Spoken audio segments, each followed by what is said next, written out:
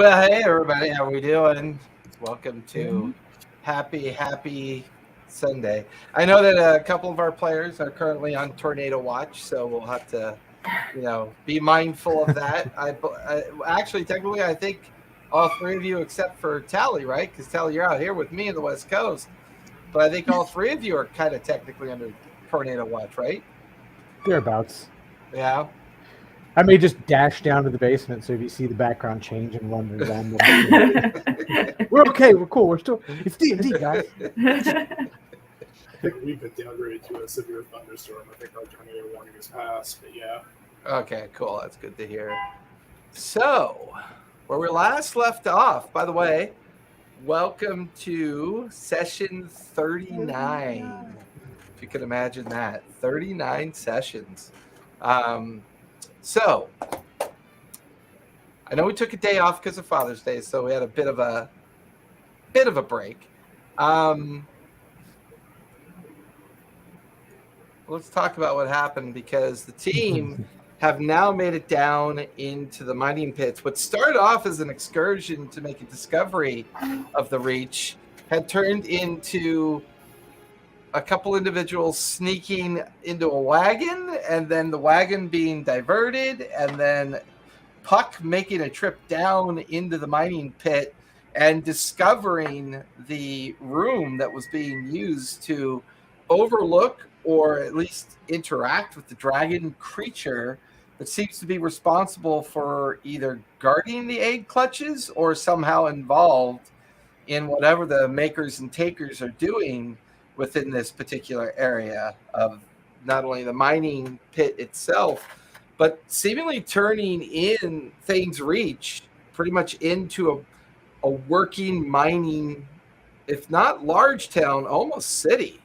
While the team discovered a strange creature that was being used to control Mannheim's ability to resist being questioned, they found a vessel laden with many variations of these creatures and had inadvertently or purposely destroyed the flagship of a particular pirate captain that's now not too happy.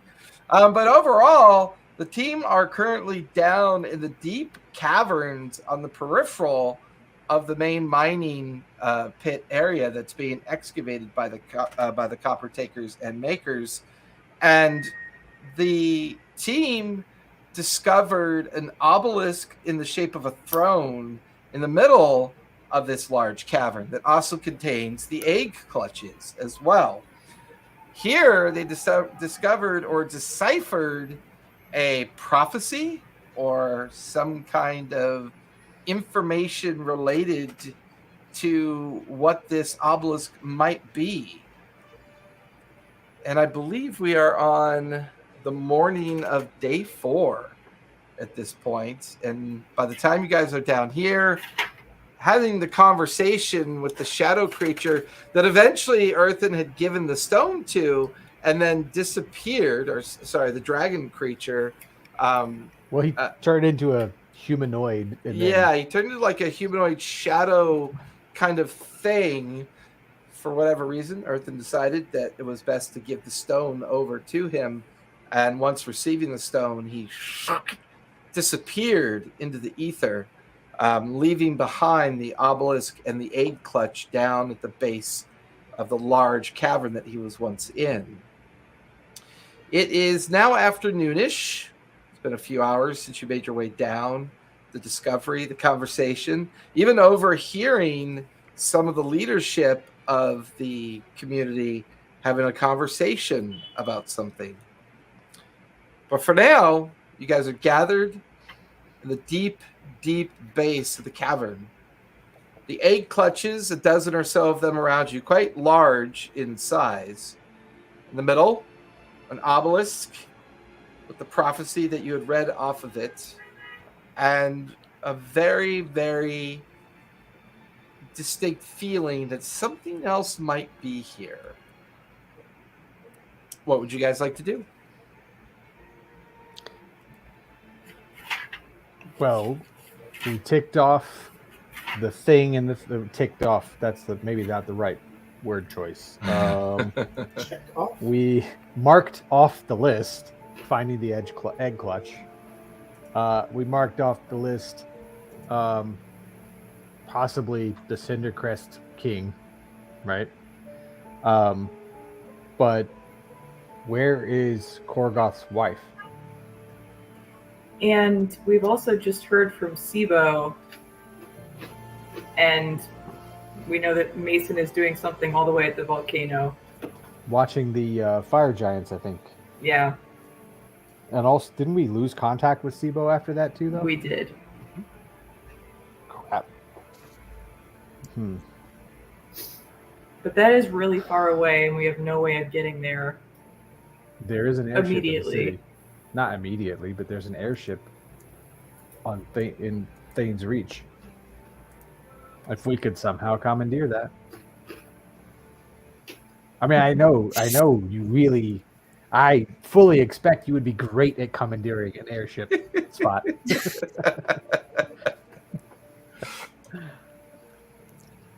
But we can't stealth an airship away from the city. So It says you. okay. Do we see any?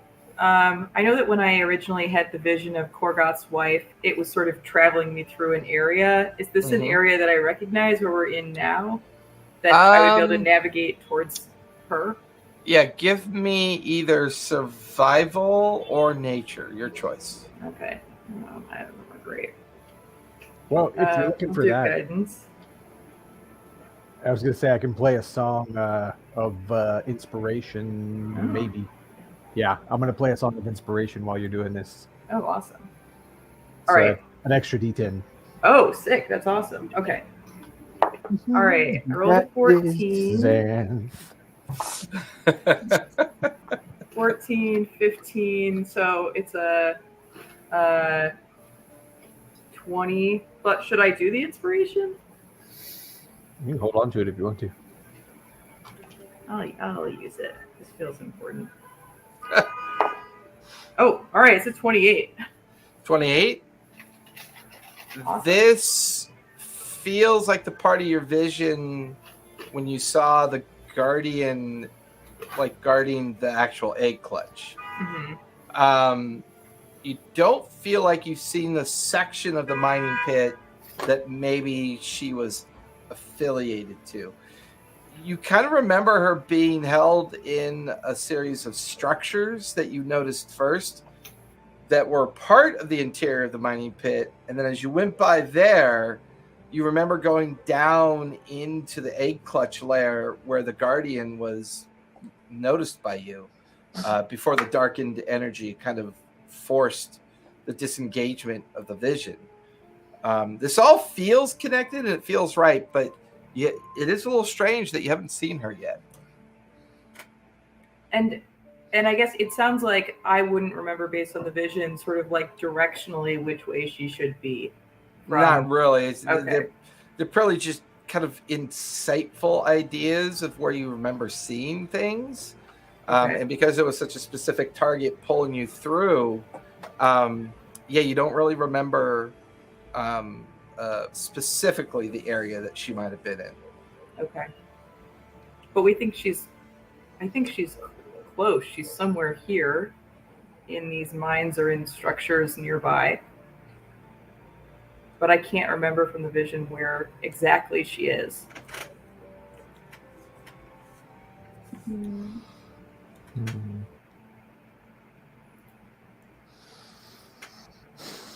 Well, we could spend more time down here and see if we can find her, even if there's, a direct connection between this cavern and hers.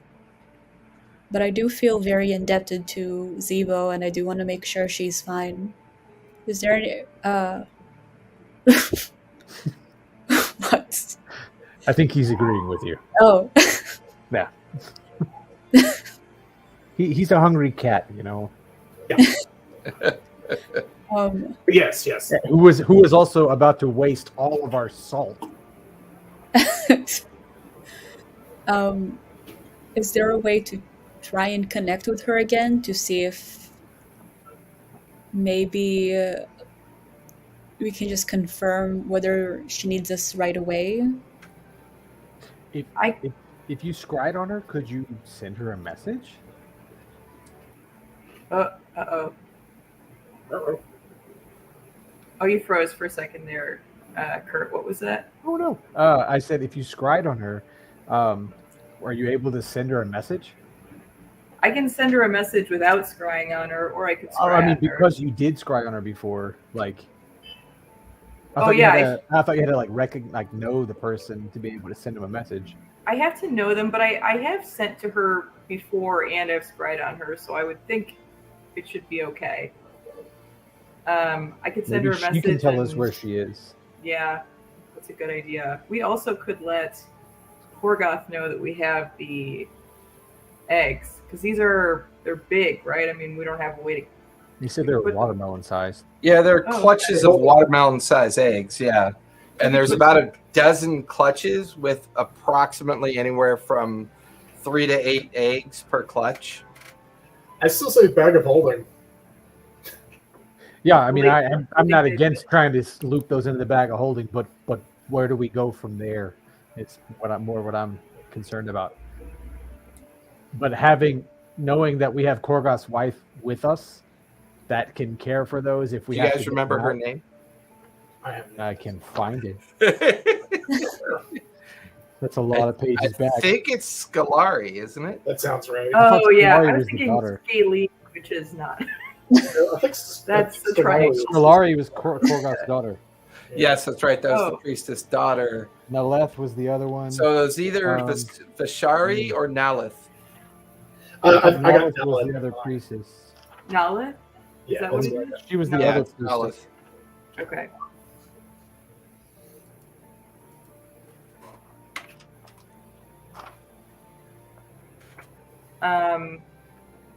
All right. Well, why don't I try? I'm getting low-ish on spell slots, but why don't I try sending to Nalith and ask her if she's all right, if anyone's guarding her, and if she can give us directions.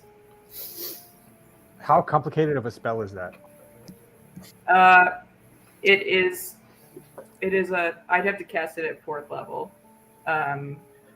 So Which spell are you thinking of? we have sending. well, we Because I have have levels. we have a really stealthy monk that is just chomping at the bit to sneak around this place. Yeah, I'm totally down for that. I know. Maybe there's he that other he room. can walk on walls, so Yeah. he could theoretically walk on the ceiling and be mostly even more undetected than normal, right? Like you're thinking. I mean, I hadn't thought of that, but I like it. because we're not usually in a tunnel, but we're in caverns. So, I mean, if you're on the ceiling, remember Winter and I were able to get down here easier because first we were flying, but we stayed high above everything. We didn't make any noise. But you're a sneaky guy and you can walk on walls. And we locked the one door too. So there's like a door locked with a bunch of people stuck behind it having lunch or dinner or whatever. Well, that's the way other up is. above. Yeah. Yeah. I mean, well, we have to go back up out of the cavern, but are there any doors? Have we even looked down here around to see if there's any doors? No, down the at only thing you bottom? guys did was begin to read the writing on the obelisk in the center of the room. I would like to scan the room, then see if there's any entrances or exits down here, Okay. or if we have to go back up and then out of there. Give me investigation as you look around. Glad I have my extra good stuff with that because that's a 19 with all my bonuses. Nice. The space that you currently occupy is mostly lit by kind of like the natural plants, lichen, and fungus that kind of make up this space. You could see bridge-like scaffolding on the ground that seems to be angled away from what looks to be an old ruined building or structure in the background. You can see the dual obelisks and a kind of strange blackened crater that sits at the base of an area between the obelisks. One is a blank obelisk, and the other one is the one that you read all that initial writing of that shadow prophecy off of it. There are rocky columns and places that seem to show signs of excavation. This place feels like it's been excavated, like it's been hollowed out. There is a corridor on the furthest back side of the cavern, a tunnel opening, and it's 10 feet high by 8 feet across. Excuse me. And it looks like maybe they were using it as the main access point for excavation down here. You can see the residual effects of like stacks of debris pile, tools and buckets and chain and kind of like wooden structures to help reinforce the tunnel. So it feels like maybe at some point they tunneled down, excavated from below, and then began to excavate from above. And then they hollowed out this whole space that seemed to not only reveal the obelisk, but also gave them the ability to hide the clutch aches down here and trap whatever that shadow form was down here that was being forced to act as almost a guardianship for the copper takers and makers. So it's a pretty vast interior space. There's the original long climb up to get to the overlook, and then which is where all the stuff was stored, right? Yes, where everything was stored up there as well. And then the overlook had a door that went out into a series of hallways and corridors and like inner workings of chambers of maybe the individuals that might be responsible for maintaining the excavation. And that was where we got into the room, right? That was, originally, our entry point. Yeah. Okay. Yeah, especially from the platform, the elevator platform that brought you down through the air shaft. You said there was an old structure there near the scaffolding. Yeah, going it's partially to collapsed. You could see a couple walls, an exposed level of floor, and then some kind of weird statue kind of jetting up from the second level of the ruins. I'm gonna point that out to the group, like, hey, over in the corner there, thank you for the dark vision, buddy, because I couldn't see anything without it. But over in the corner there, we've got, there's the scaffolding's all falling apart, but there used to be a building there. I'm gonna fly over and look at it if anyone wants to come with me. But over there also is a corridor. I don't know if it's in or out. I can't tell you. If somebody's got a better nature grasp than me, can probably discern whether that's going to go further in or maybe out. But I think it might do us some good to look what else is down here, because I'm thoroughly creeped out by what we just read on this chair. I can do a nature check, unless somebody else has a higher nature. I got +1. I think that's Pretty good. It's. Well, I have a +7, but I have a +8. see, there you go. My one strong point. So, Puck, you and It's just because I'm a jack of all trades except for medicine. You got the intelligence hat. It's intelligence based. Yes. Oh, yeah, that's right. so Puck, as intelligence you sword. and Punch Right, yeah. kind of like head over to that side of the cavern to kind of investigate the tunnel. Go ahead and give me a nature check as you begin to examine the tunnel. 26. Nice. It's interesting. The tunnel almost feels like it was naturally made because you don't see any signs of like striations or signs of like tools being used. The sides of the tunnel are kind of oddly rounded, and there's a lot of like striation marks. You get the feeling that something very large and gelatinous made this tunnel. Well, I hate that. I inform everyone and I try to think of what it might have been. Like a big worm? Is that what you're saying? It's possible. Did you say gelatinous though? That's not a good word. Is that jelly I don't know any cube? jelly worms. But, they have those ones back in Rex Intrum that the kids eat. That they're like stretchy little. They're Not made by the taffy, guild. They're made by the guild called Trolley. Yeah, they're in steep competition with the Haribos. Yeah. Are They call it the there? Great Confectioner's War of 1919. Yep, I remember those days. Teeth rotten, falling out on the ground everywhere. Yeah, my kind of war. So that so that sounds like it goes deeper then, yeah? It sounds like there might be something that we're gonna hate to encounter that might still. Whatever did this is very strange. How recent Let's is it avoid though? it. But is Can it I- like an old cavern? with or- that with that same roll, it's probably been within the last year that it was made. Oof. Can I detect if there are any animals or ideally bats around us? Do you want to use some kind of sensibility or just kind of look around and see? I guess I don't really have the spell for like detect animal right now. Give me perception and look around, see if you notice anything.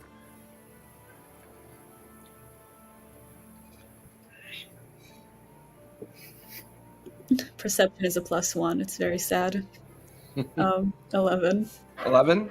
I mean, you're seeing kind of like the normal kind of like ecosystem down here. A lot of insects, bats. There's quite a few creatures, like subterranean creatures that you expect to see down here. So there's a variety to choose from. Oh, nice. So can I try and talk to one of the bats? Sure. Give me persuasion. Nice. So I can do speak with animal spell. Okay. Persuasion with advantage. Yay. Because I'm also not very persuasive. Well, 18 is the higher one. Okay. As a swirl of bats kind of move about a nearby section of wall, one of the bats hears your kind of like clicking sounds and you get its attention. And as the bat starts flying towards you, it gets a little bit bigger. And by the time it kind of like lands on your shoulder to kind of like look at you strangely, it's about the size of a chicken. So it's a good sized bat. And it's looking at you and kind of waiting for you to speak almost. And it's mostly making chirping noises at you. Have you seen lizardkin held captive in these caves? Workers? Workers? A lizard, a large lizard, almost like a person. Workers? Workers? And the bat starts kind of like flying around. You can hear it chirping the word workers as it starts to kind of flit down the tunnel. I run after it, I guess. Doing, I'll be right back. I'm gonna look at the other and be like, what the heck is going on here? and Punch is now big enough no, for you. no, something's down there, and now she's chasing a bat and clicking at it down a hallway. I And think we got a Punch is- follow, Punch right? is big enough for you to ride now, Puck. So if you want, you could actually ride Punch. Oh, hell yeah. Okay. So you leap up onto Punch's back, and it starts tearing down the tunnel as you try to keep up with the bat that just chirps the word workers the whole time as it kind of leads you deeper into the tunnel.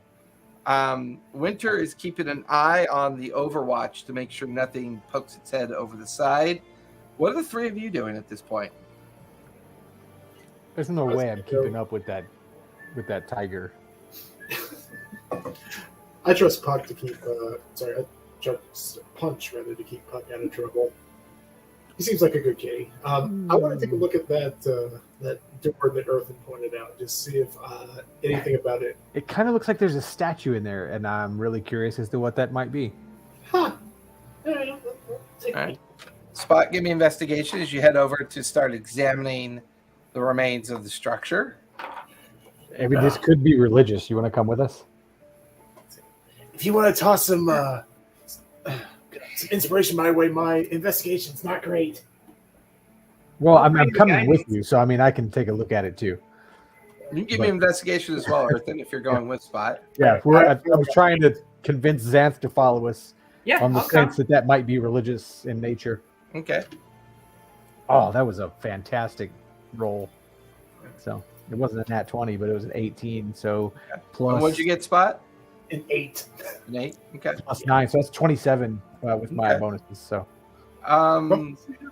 There is a lot of writing on it.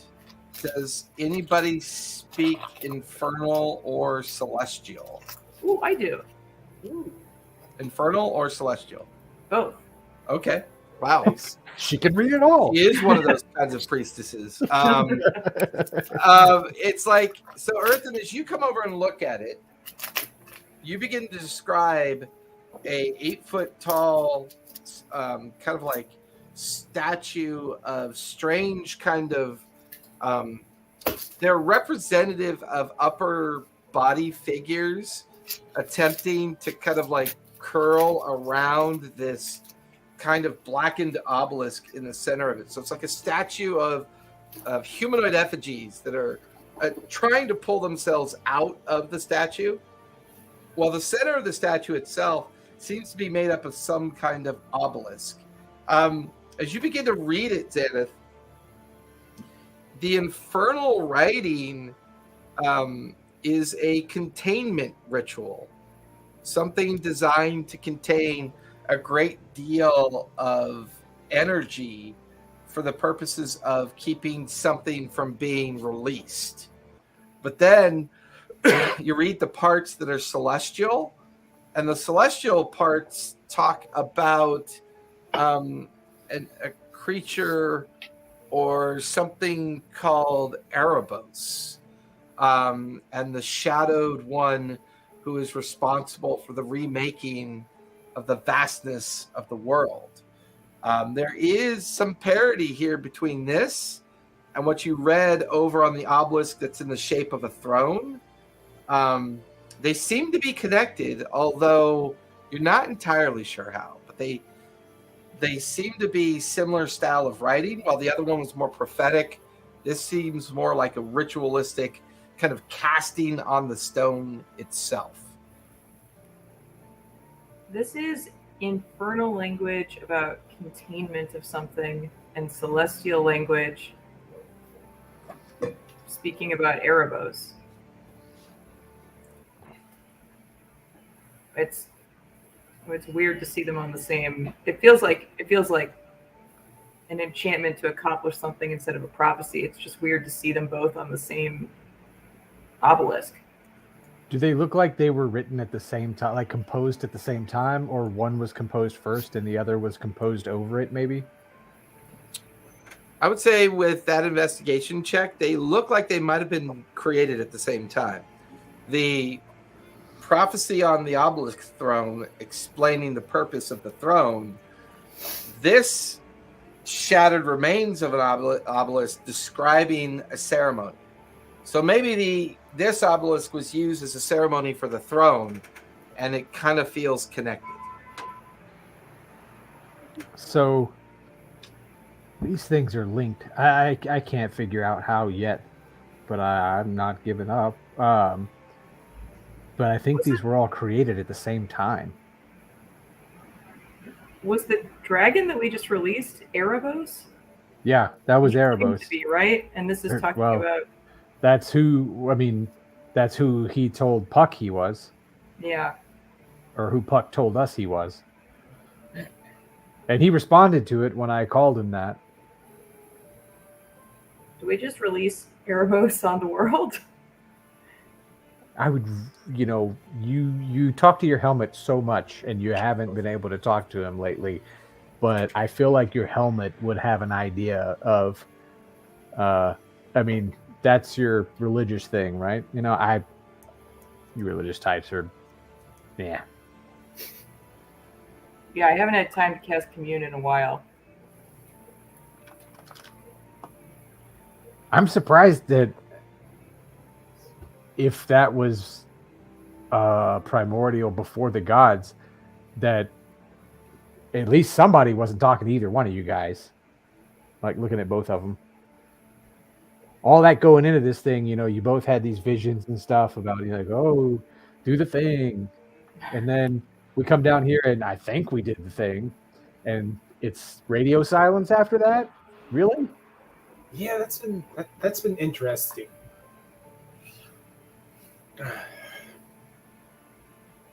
Puck, as you get about 1,000 feet into the tunnel,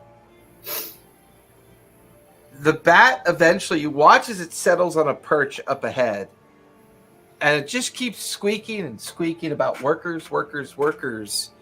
And as you approach where the bat is, you realize that once again you're on another overlook, like this small, similar to the one that you were on before. The only difference is you can see a series of stone stairwells leading down into gradually the cacophony of a working mining pit is like echoing up towards you. There are hundreds of people down here at work. The vastness of this chamber you just walked into makes the other chamber look infinitesimal in comparison.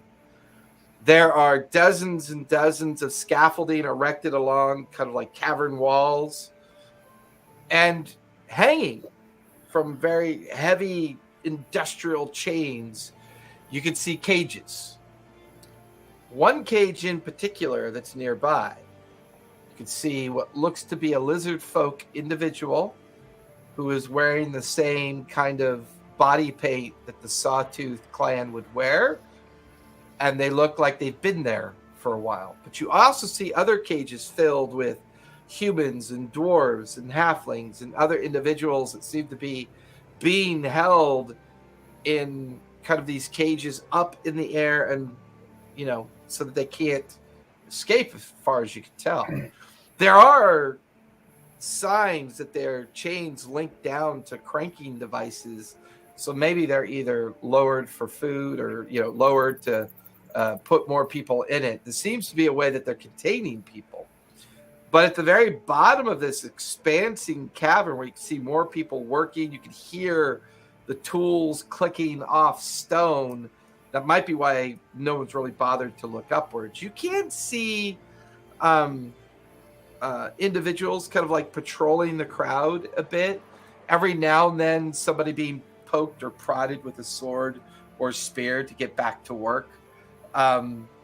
Meanwhile, this entire excavation is taking place around a 100-foot tall stone structure. And the bizarre nature of the stone structure is it seems to be interlaced or interconnected with facets of jewels or gems. You're not really sure. Maybe precious stones kind of emblazoned into the rock. There's scaffolding at the base of it, scaffolding being erected up into it. The weird part is, from this vast distance looking down at this huge lit up site, you get the feeling you're in the main mining pit, which tells you this might be exactly the area that Xanath remembers scrying. Coming down the pit, a brief flash of structures and people, and then the flash of the corridor with the Guardian. You feel like you might be standing in that corridor. Meanwhile, the huge stone structure that they're excavating is in the shape of a heart.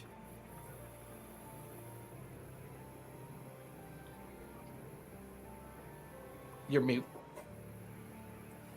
Sorry. But no one's noticed you yet. You get the feeling that the overall busyness of the environment and the fact you're up high, you're just kind of in the shadows looking down into this huge mining site. Yeah, I kind of double check that I'm hidden. Give me a stealth check in that case.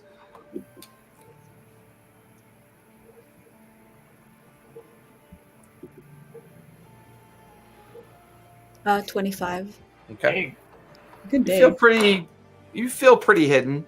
The sounds of the excavation and the dark shadows that you're in. Meanwhile, you watch as the bat flies up into the nearest cage that's a good 100 feet up to your right, and it's suspended over the vast chasm down below.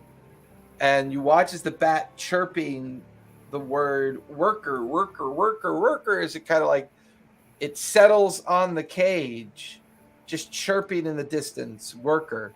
And that's when you see this lizard folk kind of peer through the bars, looking up at the bat, confused as to what the chirping sound is, but then kind of settles back down in the middle of the cage. Ooh. Okay, well, so since we got into the 12th level last time, I was able to add a feat, and I added telepathic. Still very useful in my case with all the animals. Did we level up yet? I mean, I know we got the level, but we hadn't rested. Oh, does it not come in until we rest? Correct. You still have to take a long rest. You guys found found the prophecy like midday of day 4. My plan. Oh no. So technically we haven't taken a rest yet. Okay, I need to go call everyone else. So I guess I try to stay as hidden as possible as I kind of retrace my steps back to everyone so I can get some help and see if I can notice anything else that could be helpful. Okay. I would also say Spot, Earthen, and Xanath, as you're examining this statue, it seems to be buried partially in the remains of what feels like a temple. And this corner section of the temple, you can see pictographs and etchings and the sign of artistry of what looks to be from your... Well, give me a religious check, Xanath, as you begin to read the artwork and look at the story that it's trying to tell. Okay. That is... That's a 24. It's actually familiar scripture for you. Oh. There's a book that is dedicated to the understanding of the Dawn Father. And it is said that the study of light and dark is kind of a common attributable kind of discussion about the Dawn Father. Although most people feel an affinity for his worship during the early morning of each day and looking out upon that dawn and then doing their best to uphold what he stands for and bringing safety and security and the light to the dark corners of the world. There's also some of the scripture here that reminds you of what's called... There's certain points in celestial pantheon where the celestial planes were unobtainable, unable to travel to. And these were called the periods of shadow. Supposedly, an infamous Azimir who had fallen brought the riddle of what this shadow period meant. And this fallen Azimir shared this, and it spun this kind of prophetic understanding that the world is created in shadow so that when the Dawn Father exposes light on it, it shows you a whole new world that no one even knew existed. And it feels like that's what this is a prophecy about the fallen Azimir, the shadow that casts into the oblivion. The oblivion is then lit by the Dawn Father's teaching, and a great society is birthed from this reveal. There are many different variations of it to different cultures and how they interpret, but this feels like a prophecy of creation. And does that prophecy, is that all sort of come from, like, that would be the Dawn Father cleric's understanding of the world, right? To a certain degree, yeah. Their summation that it makes sense that the Dawn Father brings light into dark, and therefore dark is revealed. Mhm. This feels like a kind of extension of that belief. And it feels like it's designed in like a very ceremonial, prophetic way, while the stone obelisk throne is laced with prophetical warnings. This feels more like a ceremony that was used to seal something that was revealed in darkness, and then it was released. Oh, okay. I recognize this language. This is teachings from the Dawnfather. This is their creation myth that darkness was created, and that the Dawnfather's light would reveal what was in the darkness. And this seems like it's designed to seal something that was revealed in the darkness. Well, wait. So keep it in the darkness? I think seal it. Seal something that had been revealed. Huh. Why? If that whole prophecy that you just talked about, you said that's there's darkness and the Dawnfather shines light on it and that's a new world. Mm-hmm. Then why would you want to keep it in darkness? I guess there are some things we want to leave in the darkness, or that would be the theory. I don't know. This sounds like people wanting to hold power over stuff, but who am I? This temple is obviously old, and we've seen signs of Cord and Melora. We've seen Helm's temple, and now we're seeing the Dawnfather's temple too in this space underneath the ground. Are you guys all tied together? The gods are all tied together. Well, yeah, but I mean, like, there's teams, right? Teams of clerics? No, teams of gods. Like, aren't some gods are kind of on the same side and some aren't on the same side? Like the betrayer stuff and all that, right? Yeah. I mean, I think Helm is a lawful good god. The Dawnfather is a lawful good god. They're Cord and the protection. the plant lady. I don't remember her name. Melora. Sure. And the tricky guy, the one that you keep trying to commune with, that you apparently can never commune with until you have some revelation in front of a primordial being under a giant gem. The cat lord, like the cattiest of cats. Oh, I'm mixing yours up. I'm sorry. There's a cat lord, and then there's the one that you're like that you follow. Whatever. Timora, the goddess of luck. Sure. Yeah. Are they all like? Are any of these not good guys?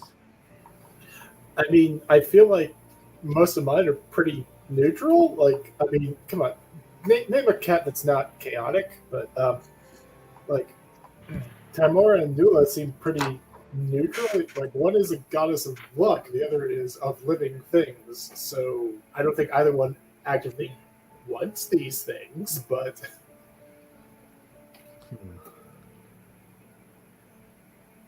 All the language about life, like light and darkness, is very consistent with that prophecy that we read on the obelisk. That it's about a battle between light and darkness. Well, who's trying to hide it? Who's trying to keep it in the dark? Is it people in the light trying to keep it in the dark, or people in the dark trying to keep it in the dark? Can you tell that? I mean, I don't know. I mean, scripture. I mean, it feels like this was written by someone who had knowledge of. Well, you know what? You can give me an insight check, Zenith, a general insight check to see if there's a connection here that you're just not seeing yet. Okay. Like I'm trying to. Did someone on the good side write this about keeping it in the dark, or someone on the bad side want to keep it in the dark? That's 23. There's two of the prophecies on the throne obelisk that you find interesting. The first one is, but sacrifice and blood they will pay For darkness thrives in endless sway. Only united with strength untold can the Cinder King's wrath be controlled. Now, the obelisk talks about the containment of the shadow Erebus, but yet the throne talks about something called the Cinder King, and clearly some kind of sacrifice that took place as part of its containment. This is now beginning to feel like two things were placed here. That maybe Erebos was placed here to prevent the Cinder King's release. The other one that you find interesting as it relates to this containment obelisk, in the heart of flame, the key resides. To seal the king where hope subsides, unleash the power pure and bright, restore the realm's internal light. That is a very famous proverb of the Dawn Fathers. That's very much something that they chant when they go into battle for religious notion. Whoever did the obelisk, the Cinder King's throne obelisk, you get the feeling, was a follower of the Dawn Father. Something was contained here, or something is contained here. With Erebos's leaving, you get the feeling that he was connected to the obelisk and therefore was watching over this site. It just seems like it was a good idea to put the clutch eggs down here as a way of maybe just utilizing the Guardian for multiple things. But the more you read this scripture and this understanding, if the creature Erebos had the ability to shapeshift and alter themselves in a polymorphic way, the manacle would make no sense for him. That manacle's meant for something else, and the prophecies on the obelisk throne is the true nature of something here that's still being contained. When Erebos had some kind of manacle thing on his neck. He had like already. A choker chain with, with an absent jewel from it. Yeah. Bring him over here. So that, I mean, okay, did we do the wrong thing or the right thing? I don't know yet. But did I do the wrong thing or right thing? I don't know yet. But I don't know. I saw when I touched that gem, I saw a dragon thing missing a gem, and this guy was missing a gem, and he's not missing a gem anymore because I gave him a gem. And if he was guarding this area, but he was being tortured, and the primordials and the gods wanted to call him home, maybe there's some other containment. But if he was the thing that was holding whatever's here, and he's gone and not coming back, we could be in trouble. Do we sense it? Does it feel weird or ominous in here? Do we sense it, or does it just kind of feel like a normal empty cavern? It definitely feels strange. It's at that moment when the three of you kind of stop to kind of look around. You see Puck come out of the tunnel riding on the back of Punch. And Puck, as you come out of the tunnel, you can see the other three are up on the ruined building doing some investigating up there. You can still see Winter over on the other side, keeping an eye on the Overwatch still at this point. But the four of you are back together again. You guys! No, I found So what was that? Fish, birds, bats now too? These bats have been very useful to us, especially down here. But this is besides the point because I found the lizard lady. And, you found her? Well, I explained everything I saw there. 5 minutes later, everything that she saw, she's now kind of filling all of you in on. So everything I narrated for Puck, you guys all now know with equal expectation. Whoa. The key in the heart. The heart? The giant building in that big cavern you said was shaped like a heart covered in jewels. Yes. And there's this reference to a key in the prophecy, this reference to a key inside of a burning heart. Oh god, well, they It could be seem to related. be hard at work digging there. I don't know how much time we have before they find whatever it is they're looking for. Or was it burning? What was it? Oh, you just said it was a stone, a big stone It heart was, covered in jewels. yeah, it was like 100 feet tall, maybe a good 50 feet in diameter, and roughly shaped like a heart, like a, you know, not like the organ of a heart, but like shaped kind of like the kind of like narrative style of a heart. So not the emoji, not the. Yeah, very strangely, and you just remember seeing a lot of glass-like striations in it, flecks of what you thought might be gems, and it all glowed with a strange kind of orange effervescence within the kind of like glassy surface of what you could see. There was scaffolding erected around the base of it. There was scaffolding kind of as if they were gradually excavating it over time. This seems to you seem to have found the main focus of what the copper keepers and the copper makers and takers might be focused on at this point. It seems like that's the main body of the mining pit.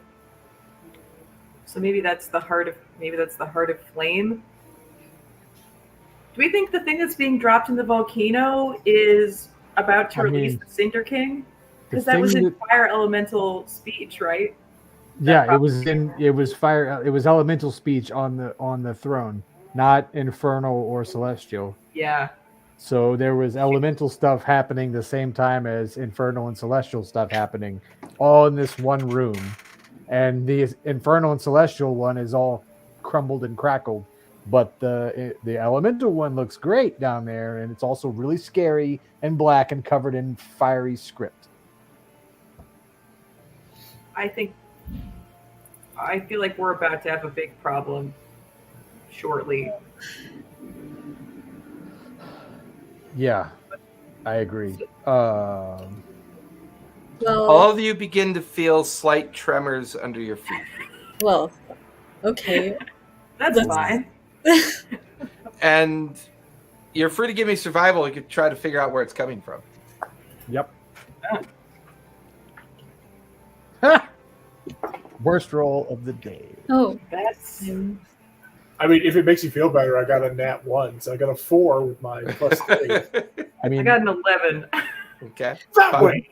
I got a 12 with my bonuses. It was Gotcha. a 5, but a 12 with my bonuses. Buck? 9. 9? None of us are going to survive. Yeah, I mean, you start all looking around. You could hear little bits of pebbles and small rocks falling. You can see little dust contrails. Most of the tremor is very slight underneath your feet.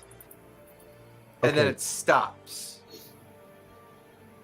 Do you feel like it stopped near us, or it just stopped completely? It just stopped completely. Okay, Spot. Let's scoop up these eggs. If she found Mama Lizard, let's scoop up the eggs, and then maybe we can go and present an egg to her to show that we're. on the Well, good. part of the challenge is that they are in cages above That- many people, so rescuing and approaching her might. Well, that is true. We want to try and get these cages down on the ground and get everyone out, or are we just trying to sneak Naleth out? Yeah, because Oh. Puck would have described at least a dozen cages Well, filled with people. you also described people being prodded to work, not people working willingly. Let's say. Yeah, that's very much like Spot's not going to. Yeah, I'm not going to leave the guys in cages. Nalith is my target, but I'm going to continue on. Can I we? wonder if we could I'm a prevent bit exhausted. Do we feel safe near this area here that we could rest? a long rest or a short rest. Short rest doesn't do me much good. Yeah.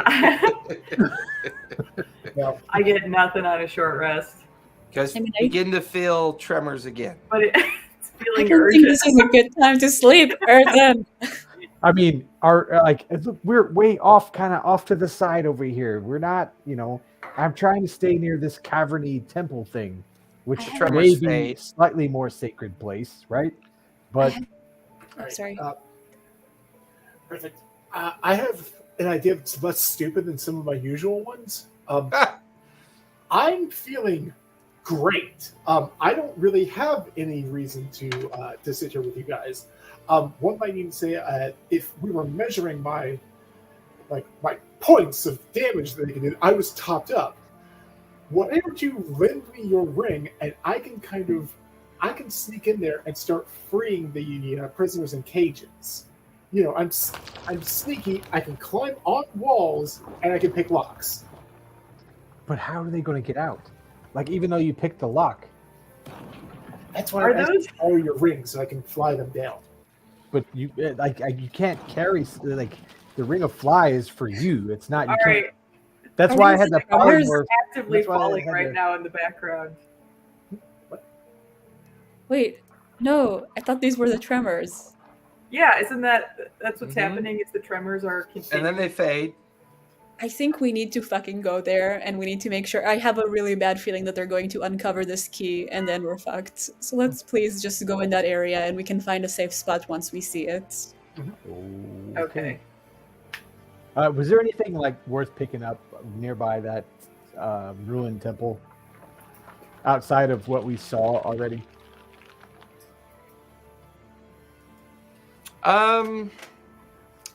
Give me a perception check. That was good. I perceive a 24. Nice. I see your 24 and I raise you a 26. Ugh, Okay. I Seven. got one up here. 27. I can't math. Sorry. That's 16 plus 9 plus 2. Okay. Between you and Spot, there's a strange looking at the way this tilted and broken statue is, and your eye follows back towards the throne obelisk of the prophecy. There is a kind of poorly carved shaped heart in the obelisk. There's a fracture, and you get the feeling that the damage from the obelisk hit it from your sight before, but as you guys are just kind of checking one last time, there's a keyhole in the obelisk that you're currently studying. It's just you missed it because of the way it was fractured. This whole statue looks damaged from something that occurred, but there is a keyhole in it.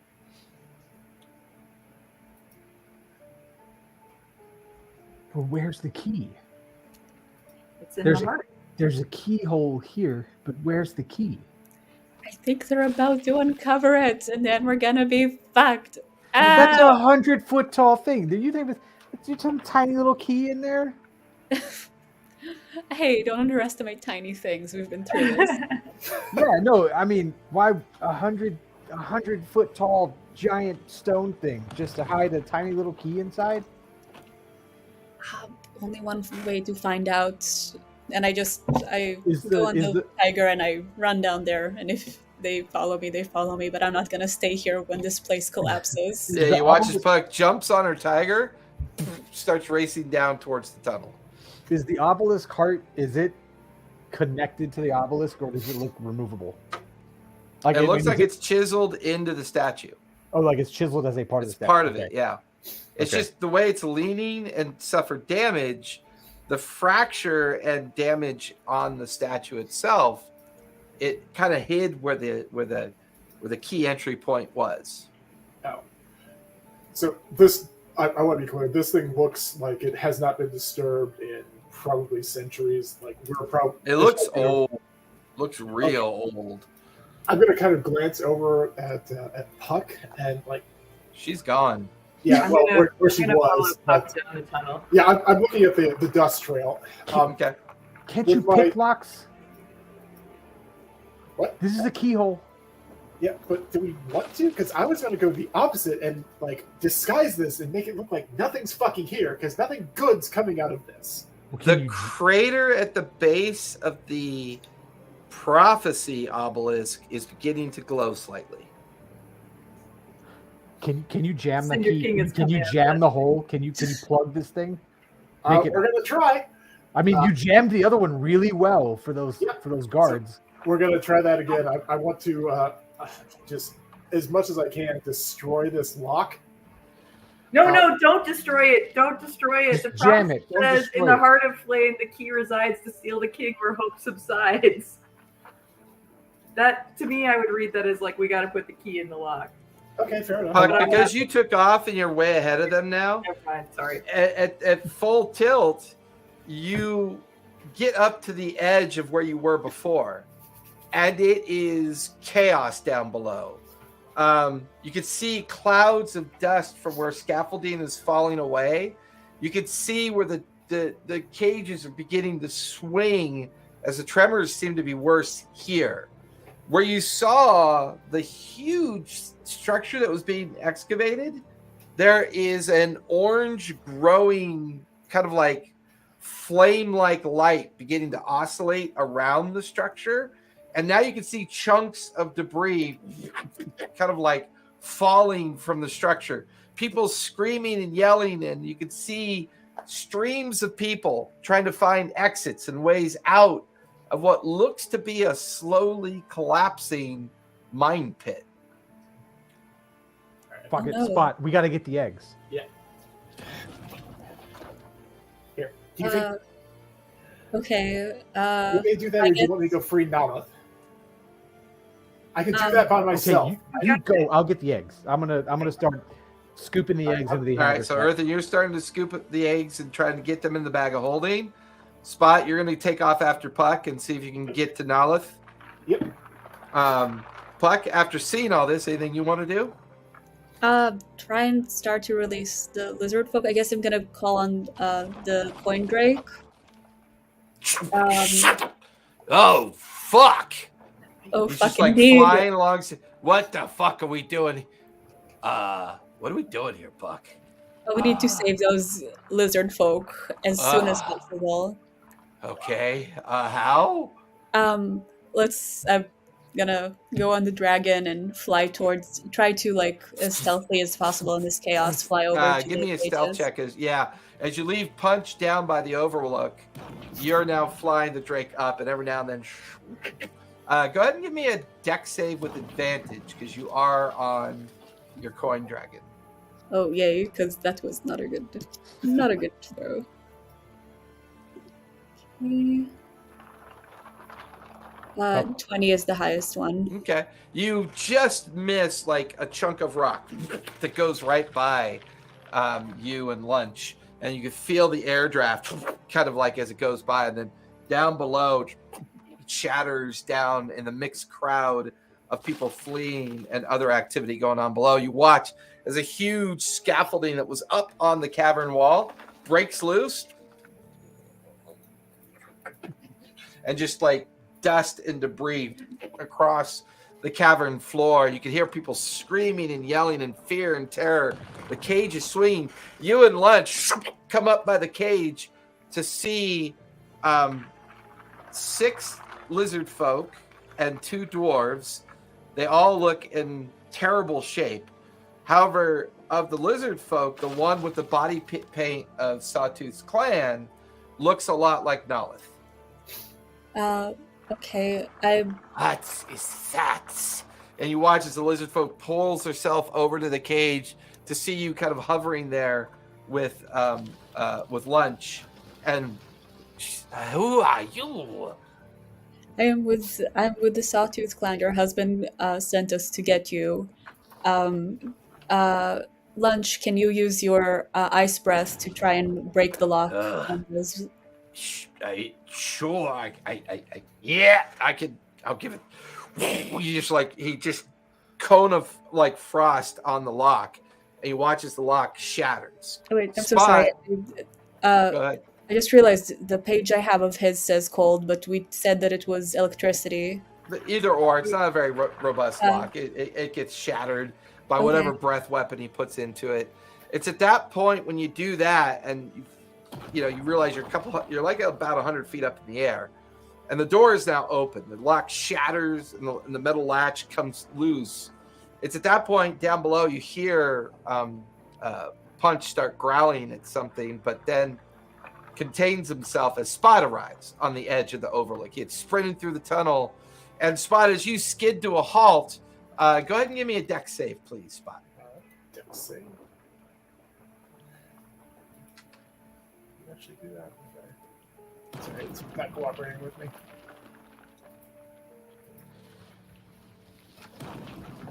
Oh, are you fucking kidding?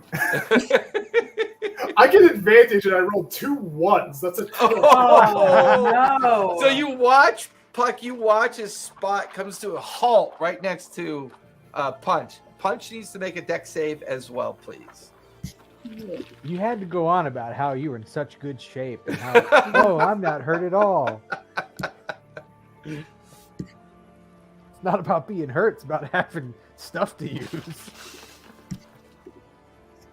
Remember, all my stuff's physical, so I have 1 spell that I haven't used. 18. 18. Oh, thank God.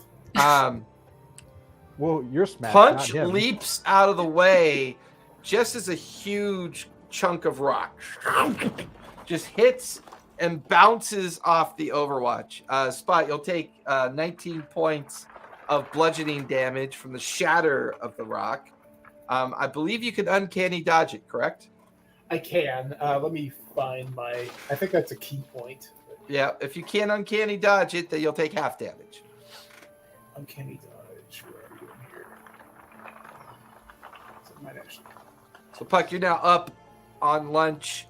The door is busted open. Spot is now below, but the chamber here is getting more... not only is it getting more dangerous as you're watching huge chunks of debris falling from the sides of the pit, but you're now watching as that huge site that they were excavating is beginning to flare with flame-like light. And you just watch as a fracture of, like a portion of it fractures, and then you watch as lava comes spitting out of one of the fractures, kind of arcs up with almost kind of like a laser guided kind of like bright orange red, and then you can now see lava bombs kind of collapsing down as this structure is shaking and the ground is shifting, and it's just chaos all around you. Spot, as you look up to see where Puck and Lunch are, sure enough, to Puck's credit, the chain runs down to a crank system. It looks like all you have to do is scale the wall for about 60 feet, and then there's a ledge where the crank sits. And it seems like they're all designed this way with steel ladders running up the side of the walls up to where the different points of the crank are. For you, it would be relatively easy to get to where that first crank is, up by the cage where Puck is. Okay. I was looking through. I do not have uncanny dodge, so I've taken that damage. Am I Yeah, right? 21 points of bludgeoning damage from the rocks. That was 19. Oh, sorry, 19. You're fine. Like, let's get that cleared up. But yeah, I'm going to kind of eye that ladder. I'm just going to dash up. I don't want to say dash, because I'm not, but like run up as fast as I can to that point. And What are you doing? gonna try to start hurting the people in cages to a. Is there like a? I'm trying to think. You have to drop the cages first, don't you? Yeah, but so I need to get up to that. Safely drop the cages. Let's. So I'm going to kind of clamber up there to the mechanism. Sorry, that's mostly me trying to find. Give me a strength check as you see how stiff the crank might be to start lowering the first cage. God damn it! That's a 5. 5? You try to jam the crank over and it doesn't budge. All right, let's see something if I got. Back in the Cinder King's chamber, Xanath and Earthen, what are you two doing? So far, Spot took off to follow Puck. you've lost track of Puck. There's a soft red glow emanating from a blackened crater at the base of the Prophecy Throne obelisk that seems to be getting slightly brighter. The sounds of most of the collapse are coming up through the tunnel, and you get the feeling that you guys are just feeling the tremors up here of whatever's going on down in the direction of where Puck and Spot went. I'm been collecting the eggs. That's right. You're currently like with the haversack, just sweeping it over each egg, trying to scoop them all in there. okay. Yeah. Give me a strength check just to make sure you're not running any Ouch. problems with that. Yeah. Ouch. Is Winter is there as well? Could she be helping with the egg? Yes, so you'll have advantage. We'll say that Winter and Earthen are trying to collect all the egg clutches. It's a good call. Yeah, that's a 10 because I have a -3. That's fine. The DC was I put the DC at a 10 just as a way to make sure you weren't, struggling to get these eggs free. I'm not making omelets, man.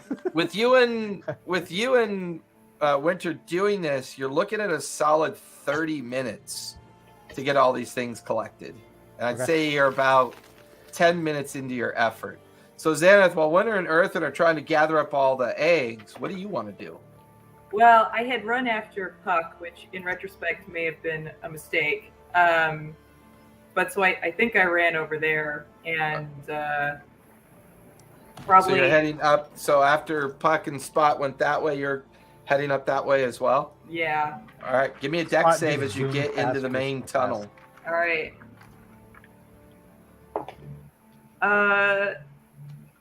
17. Oh, Dex save. Yeah, 17. 17. You just managed to jump out of the way of two clusters of rocks kind of falling down from the tunnel. As you get to the end of the tunnel, you can see Spot up on a ledge trying to get a crank to move. You can see Puck up above in the air on lunch, and you can see that there's a door hanging open filled with about a handful of people from this angle. I mean, it looks like Spot is trying to get that crank to unfurl the chain, and then that would lower the cage low enough to maybe figure out a way to get them across and over into the tunnel. But there's at least 11 other cages as well, and similar kind of like precarious setups. And everything I described for Puck and Spot, you're seeing this all unfurl down below as well. And is the crank gonna bring down all the cages? It looks like it's only brings one down at a time because there's other ledges with other chains and other cranks. The one that Spot's working on is just connected to the cage that Puck and Lunch are up by. Can I maybe if I can crouch in the tunnel where it's dark, I can activate fly and then go try and release another cage? Sure. As you activate your fly ability, you take off up in the air and you float up past Puck. You and Spot watch as Xanath flies by the two of you. Spot, go ahead and give me another strength check as you try to continue on the crank. Before I do that, can I look at that and see if maybe I can free it up with either my thieves' tools, like if I have some oil or some... Ooh, yeah, I'll say you can. graphite powder? That'll give you advantage. I'm okay with that. Xanath, give me perception as you start looking around for other cages to focus on. Okay. Okay, that was a 15 on that one. Okay. That is, the first DC was a 12. The second one was a 15. So once you put a little bit of oil on there that you'd gotten from Gnomework, it freed up the pin. The pin pulls out, and now you're lowering the cage. Puck, you're watching as the cage begins to lower. Xanath, what'd you get for your perception? 22. 22. So as you fly, you count 11 more cranks evenly spaced out. You could see that each of the other cages are filled with at least anywhere from a half dozen to a dozen individuals, all kind of like screaming and clamoring. Meanwhile, deep in the mining pit itself, a good solid 100 feet below you, you could see that with everything collapsing and falling into the pit, people are racing and trying to get out. No one really seems to notice what's going on with the cages at this point. You can see people that look like they're guards, like their main goal is to keep everything contained and orderly, but they're panicking as well, almost as if this wasn't even planned for. And it's just pure chaos below you. Give me an insight check as you begin to try to figure out how long this might take. Okay. That's a 24. Yeah. With the three of you working together trying to avoid the rock falls, it'll take you at least 30 to 45 minutes to get all these people out of here, at least in the cages. And that's you and Puck flying people over to the Overwatch, just getting... Because if you lower them all the way down into the chaos, you may never see them again.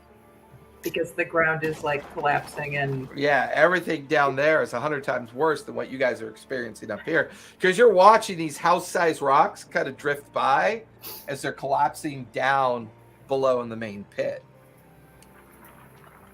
So it's actually maybe better if they stay up in the cages. Hard to know, because if any of those chains are connected to a falling rock, they'll eventually just fall as dead weight. Yeah. And my fly only lasts for a minute, so I can't be ferrying people back and forth to the overhang. So I think I have to like fly back down, and it just feels like I don't think I can get it done. I have an idea. Yeah. All right. Instead of trying to winch them all down, I've got some rope. Why don't we try to make some handles with something, just something wide enough that we can wrap around the chain so that they can rappel down themselves. It's not ideal, but it takes a lot less time. And it gives them a good chance of not dying in a cage. I can get up there by myself. I can pick those locks. So we'll say the three of you managed to get the first cage empty and guided, and with Lunch and Puck, 2 dwarfs, the other 4 lizard folk, and then Nalith are all now on the Overwatch. Took about 5 to 10 minutes to do that. And now that you're all back on the Overwatch after doing that, Spot is explaining that he could just scale the different spots of the location of the chains and hope of at least giving them a fighting chance. I have a question. Okay, so I still have Freedom of Waves, and it's one of those game mechanics that like has red kind of like this is unofficial material part. Yeah. Specifically, I think around the idea that the game mechanics of it can change based on the DM. If you want to. Specifically, the idea of do you conjure like seawater, or do you have to use ones, I think, that like water that already exists? So if I can conjure water in large amounts, maybe I can at least get the lava and the fire a little bit more under control. The vastness of it seems like you're watching as more and more begins to pour out of the fractured excavation site that they were working on. It feels insurmountable from a quantitative standpoint. It's getting worse with each minute that passes. At best, you might be able to create a lot of steam from the water colliding with the lava, but you're now getting a soft glow from below as a steady lava pool is beginning to form around the base of the giant heart-shaped monolithic kind of building structure that they were working on, as more and more lava is coming in. It's not about whether or not you could do it, it's the amount that you could conjure to even try to affect it feels overwhelming. Can I conjure some water around the heart thing to see if I can slow down whatever is happening? What's the range on it?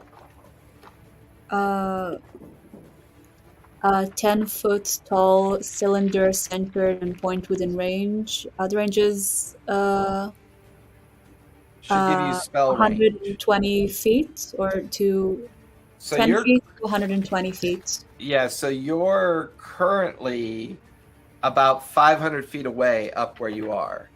Oh. You have to get within 120 feet to start trying to manipulate it. You can actually already feel the heat from where you are. Okay, I'll give this one up. I was hoping I could give us some more You're time. more than willing to take a try at it. I'm just saying, It's getting hot. I'll just stay focused on getting as many people out of there. Can I try a divine intervention? Ooh. Ooh. I think that no one ever gets divine intervention, but So what level are you? I am level 12. Okay. Well, we haven't leveled up, but we're. I'm level okay, but I'm okay with you being level 12 for this roll. So, Okay. yeah, roll a D100, and if you get a 12 or less, you can ask your god for help. And the way you do this, right, is you roll this guy for the 10 and then just a D10 for the 1, for the ones place. Is that right? Well, there should be one that has double zeros on it, Yeah. and there should be another one that's just a normal D10. Okay. All right. Got Yeah. it. Okay. The ones with double zeros are your hundredths, and the 1D10 is, your 1 through 100. Okay. Gotcha. All right. Let's go, Helm. Come on. Nah, he's not having it. It's a 27. You say 27? Yeah. I mean, that's still pretty low. It's That's you know, almost bottom quarter. So. once I reach level 27, it will be excellent, but until then, it's useless. All right, let's go ahead and take our 5-minute break. I can't believe it's been an hour and a half already. Yeah, let's go ahead and take our 5-minute break. When we come back, we'll do the second half.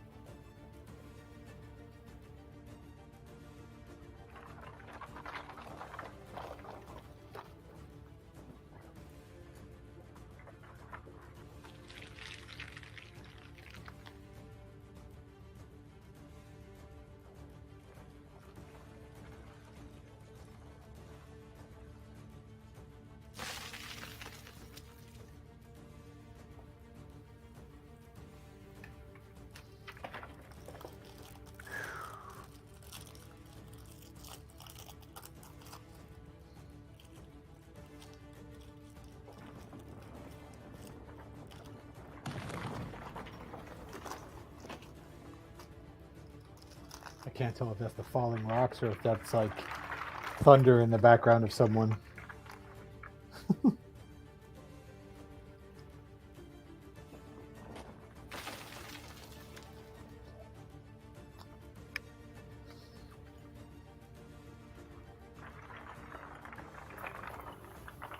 As far as I know, that's just the background, Kirk.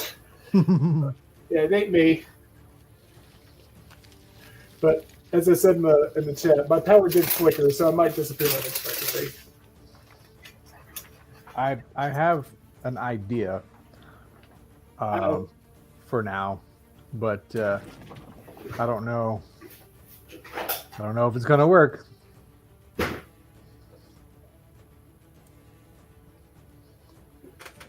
Oh, I love escape encounters. They're so much fun. Yep. I have some talking about the water misting away changed what I was thinking I might try.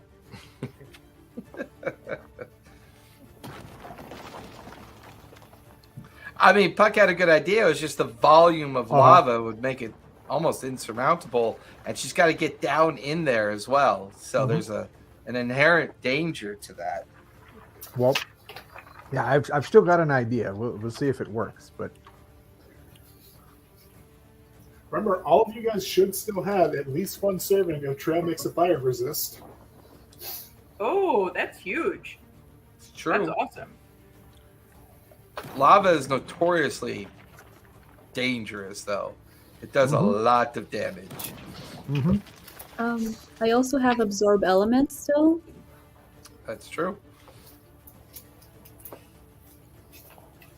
So, as Puck, Spot, and Xanath work to do what they can down there, Puck, you and Xanath begin to lead the few that you released from the first cage back into the main chamber where Earthen and Winter are currently collecting the eggs. Spot, you spend the next 15 minutes leaping from point to point to point, attaching rope and beginning to lockpick the gates and setting up what you believe is going to be a way for them to kind of rappel down towards the overlook and give them a chance to scurry into the tunnel as well. It'll consume the team's spare rope. So at this point, none of you will have rope after this.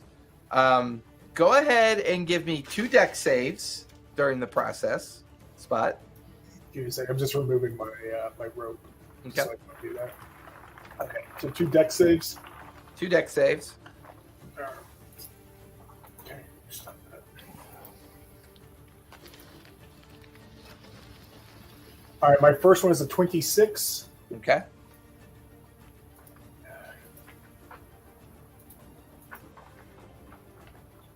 My second is a 28. Okay. Now give me a general sleight of hand, which I'll use as your main number against the DC of all the locks, with advantage because you do have lock picks. Okay. All right. So far, I'm going to guess I probably don't need to. My first roll is a 21. That's fine. Just need the 1. Okay. All right. So that'll consume some time. Puck, you and Xanath eventually make it back into the egg clutch chamber, where it's been about 20 minutes now. Earthen and Winter are a little over halfway done. They've gathered up half of the eggs at this point. You then watch as the Nalith is now doing her best to guide everybody up a series of like earthen crawl and foot trails that lead back up to the top of the Overwatch. Because from above you couldn't see it, but from below you could see that there is an actual way to egress back up towards the Overwatch.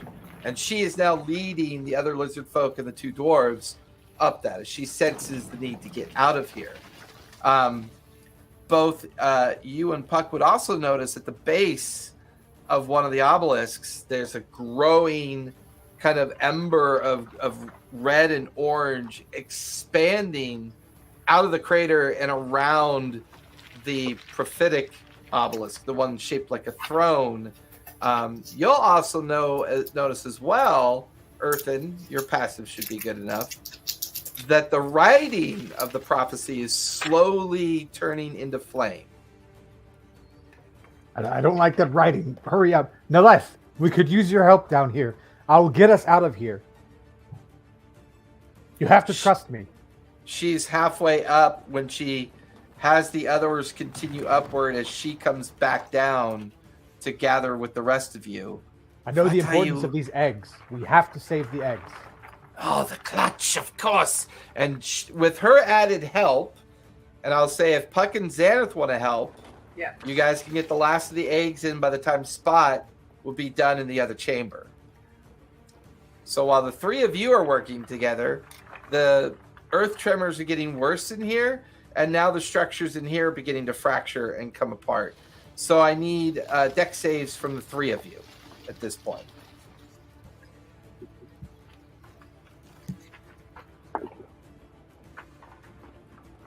That's dirty 20. Okay. 22. Okay. I got a 14. 14. During the attempt at removing the egg clutches and getting things done, a large boulder kind of like lands right on your shoulders, Xanath, for 23 points of bludgeoning damage. It kind of spins you sideways and almost knocks you to the ground. Okay.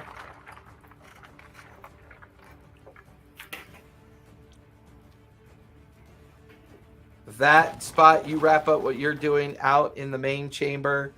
You managed to successfully free. And now for the three of you, you're watching as a steady stream of humans and goblins and dwarves and gnomes, all that have been freed by Spot, with Spot kind of like surfing the tide of them running through the tunnel.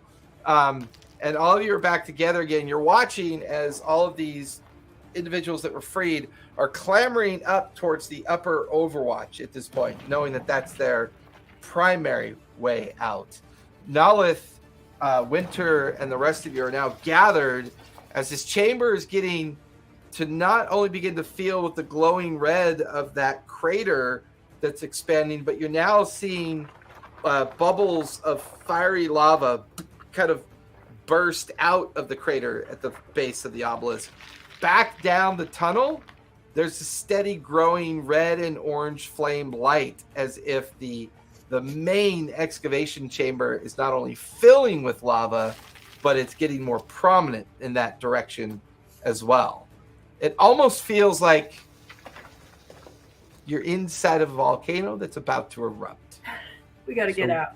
We're all in the same room again now with all. Correct. With You're people, all right? in the egg clutch chamber as the last of the eggs are put away, and you're watching the last of the people scurry up the side, heading up towards the Overwatch. Okay, Spot, Puck, come here. You're mute, by the way, Spot. Okay, Spot, you really like being a dragon. I can't make you a dragon. I mean, I can make you a dragon. That wouldn't help us right now. But I have an idea. But Puck, I'm going to need you to talk to him, because when you were a bird, we couldn't get you to do anything. Darn. No, I mean, I need you to talk to Spot. No, yeah, sorry. This is, You can yes. talk to Bet, you talk to everything else. Okay. You just Spot. hear Winter's voice. Are you really doing what I think you're doing? Okay. Spot, are you ready before for we do this? Let me ask: have I noticed the prophecy, the edge prophecy, kind of turning to fire? As All of you are noticing that it's about halfway done. Okay. I just want to look at Earth and then just kind of like extend my claws. Like, do you want me to try? Because like my claws are magic. I can try to like erase part of the prophecy off of the statue, or at least break it. Well, we also have an anvil that Yeah, breaks sure. magical religious things. You want to do that All right. first before we do this part? We can try. Tell that. you what. Let me do this thing with you guys first. I'll fly up and drop the anvil on the chair and see if it does anything. Okay? Okay. Because if it doesn't work, we're all going to die in this room. Okay? So I'm going to cast polymorph on Spot and turn him into a boulette. Spell Okay. because I'm not going to know what that is. It's like a Bullette. It's like a armored mole thing, right? So you can start tunneling out, but I need Puck to tell it to go to the surface. That's why I couldn't. Gotcha. Okay. Yeah. So you're concentrating on polymorph. Spot Yep. is now a bullet with Puck, Xanath, and Winter attached to its back. Puck, you're using the animal language of the bullet to kind of like guide Spot. And Spot, you just have this innate natural feeling for digging. Like you don't know why. You're just suddenly this big, heavy, armored creature that just wants to dig. And there's something whispering in your ear, almost like guiding you to dig and nudging you. And you're just going through this solid rock like it's butter. And you're just coursing through it like it's no problem. Every now and then the ground trembles a bit, but you feel like that's getting further and further away. The people Suddenly- can follow them out, right? Huh? The Bullette's leaving a tunnel that everyone can follow out, right? Well, I mean, half the people are going up towards the Overwatch. Yeah, I mean, so I'm trying to. But the goal was to have him tunneling out so that everyone has a path out, an exit. I would say half the people that didn't get up there see that spot and see what you're doing, and then they begin to follow the tunnel out. So only half the Okay. people take it because the other half climbed up towards the Overwatch, thinking that they needed to get up to the elevator and then take the elevator out of the air shaft. So this group's kind of split in half. Okay. Where are you while this is going on, Earthen? Before he gets too far, I want to fly above the like to the top of the chamber, Okay. above the chair, Okay. and pull the anvil out of the bag of holding and just drop it. Okay. It was I forgot I've got the name of it written down here because it was a special anvil for the Truth Keeper anvil. Yeah, it was made for like breaking or forging religious objects. It was mostly, you guys had figured out that it was mostly designed for the forging of objects. Yeah, but gonna try and use its because it's not a normal. It's a magical anvil, right? Sure. So trying to see if that will do any damage to this chair, and then I'm gonna fly up after them up the tunnel. I'll shout at everybody else and fly up the tunnel after them. Okay. That way they're not getting too far out of range. As you pull the anvil out, you notice that all the writing is glowing on the anvil, like with the magic invocation of the anvil that brings the magic into existence. And it's at that moment that as the anvil lights up, you notice on the flat surface of the anvil is the perfect mold of a key. Oh, As shit. you let it go, as you let the anvil go, and it starts. No. And it like, I mean, you'll have advantage. you Go just ahead hear- and give me. Earthen just says, "Oh shit!" and like Yeah. as the anvil falls. Yeah, you give me an attack roll with advantage because you are hovering up above. We'll see if you're even able to hit it because you're pretty high up.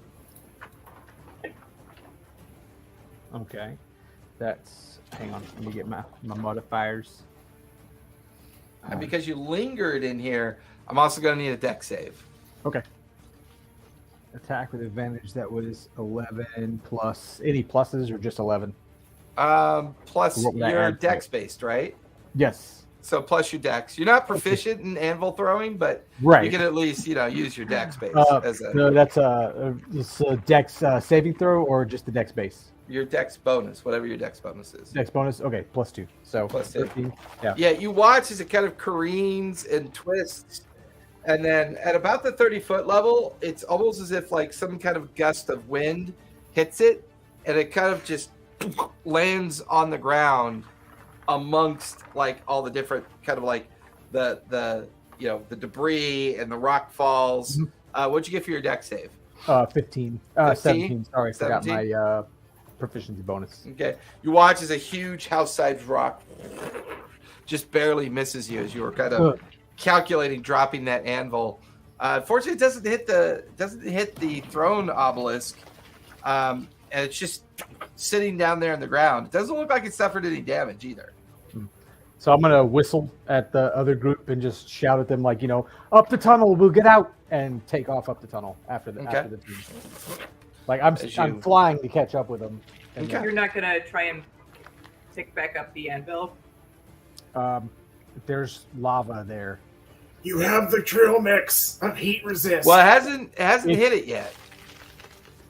It's The just lava sitting has in it. the ground and the debris pile, but I leave it up to you. Okay, sure, yeah, let's do it. All right, give me athletics. I'm gonna go down and try and scoop it. Yeah. Okay. Ooh.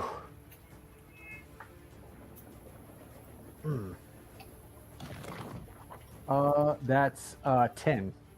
10. Well, Did you add give my yourself diversity bonus to get +2. Yeah, give me a that would give me a charisma save. Give me a charisma save as you grab onto the anvil and you begin to try to pick it up. Nat 20 Hey, of all the things to that's roll. gotta be like a 30 for you, right? It's Nice. a 26. Yeah. So with my As saving you throw sit there, or 28 +2. Yeah. stubbornly try to take this thing out of the rock that it's pinned itself in, and you put your arms around it trying to pick it up, just kind of muttering to yourself.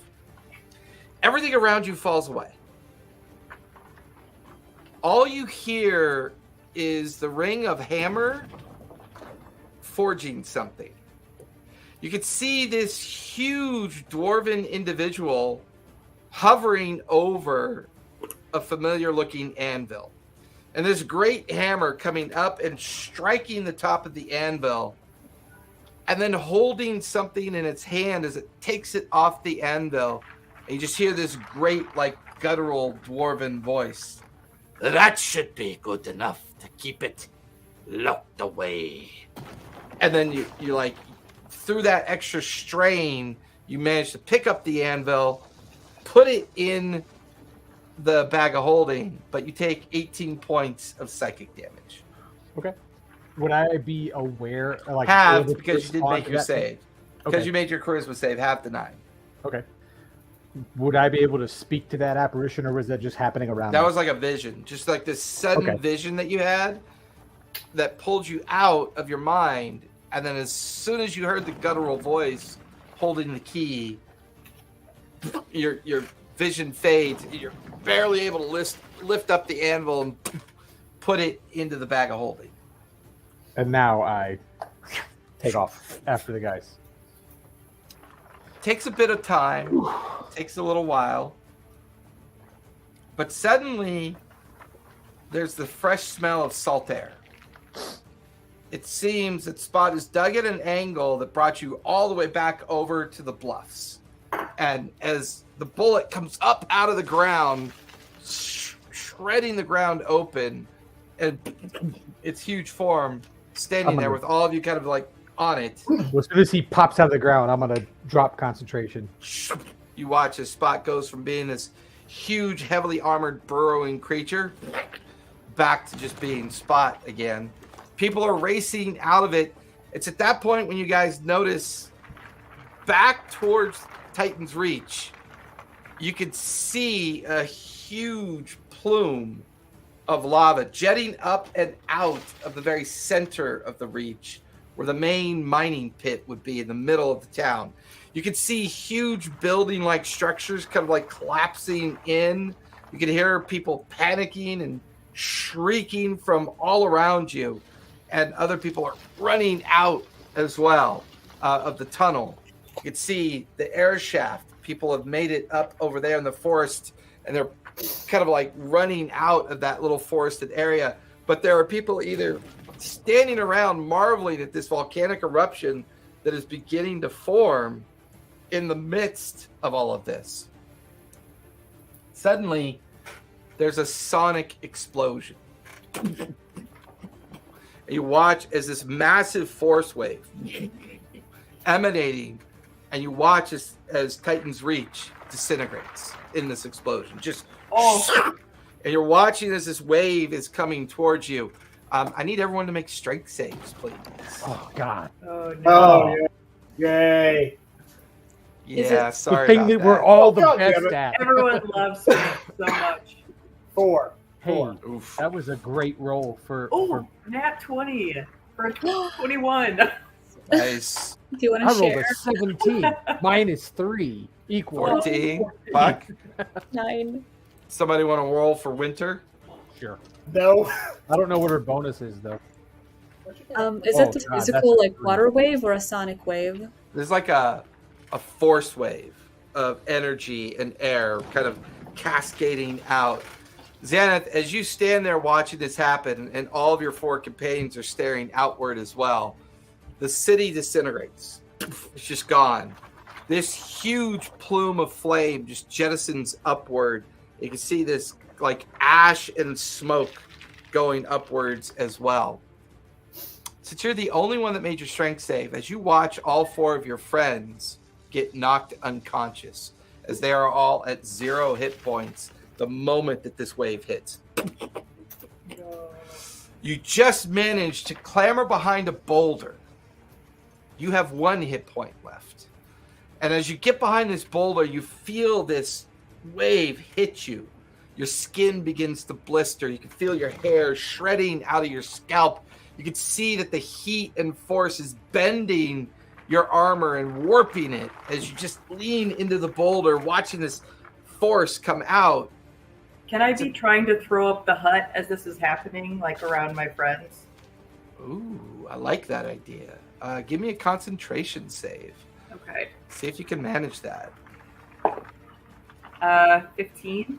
Okay, DC 15. I like it. I put it right at a DC 15. Okay. So it's at that moment you cast Lehman's tiny hut, and you begin dragging and throwing your friends in there as this thing just in. Before long, you're even dragging the unconscious form of Punch inside as well. Nalith is being dragged in, but you watch as everyone else who was rescued just got vaporized, just turned to ash, meat, and bone from the heat and the force of the explosion. You feel it rolling beyond you, just disintegrating everything as it rolls out and out and out from this point. As you are the last one about to get into Lehman's tiny hut, because I say you're half in, half out, using that as a way to kind of drag everybody inside and try to get them all together.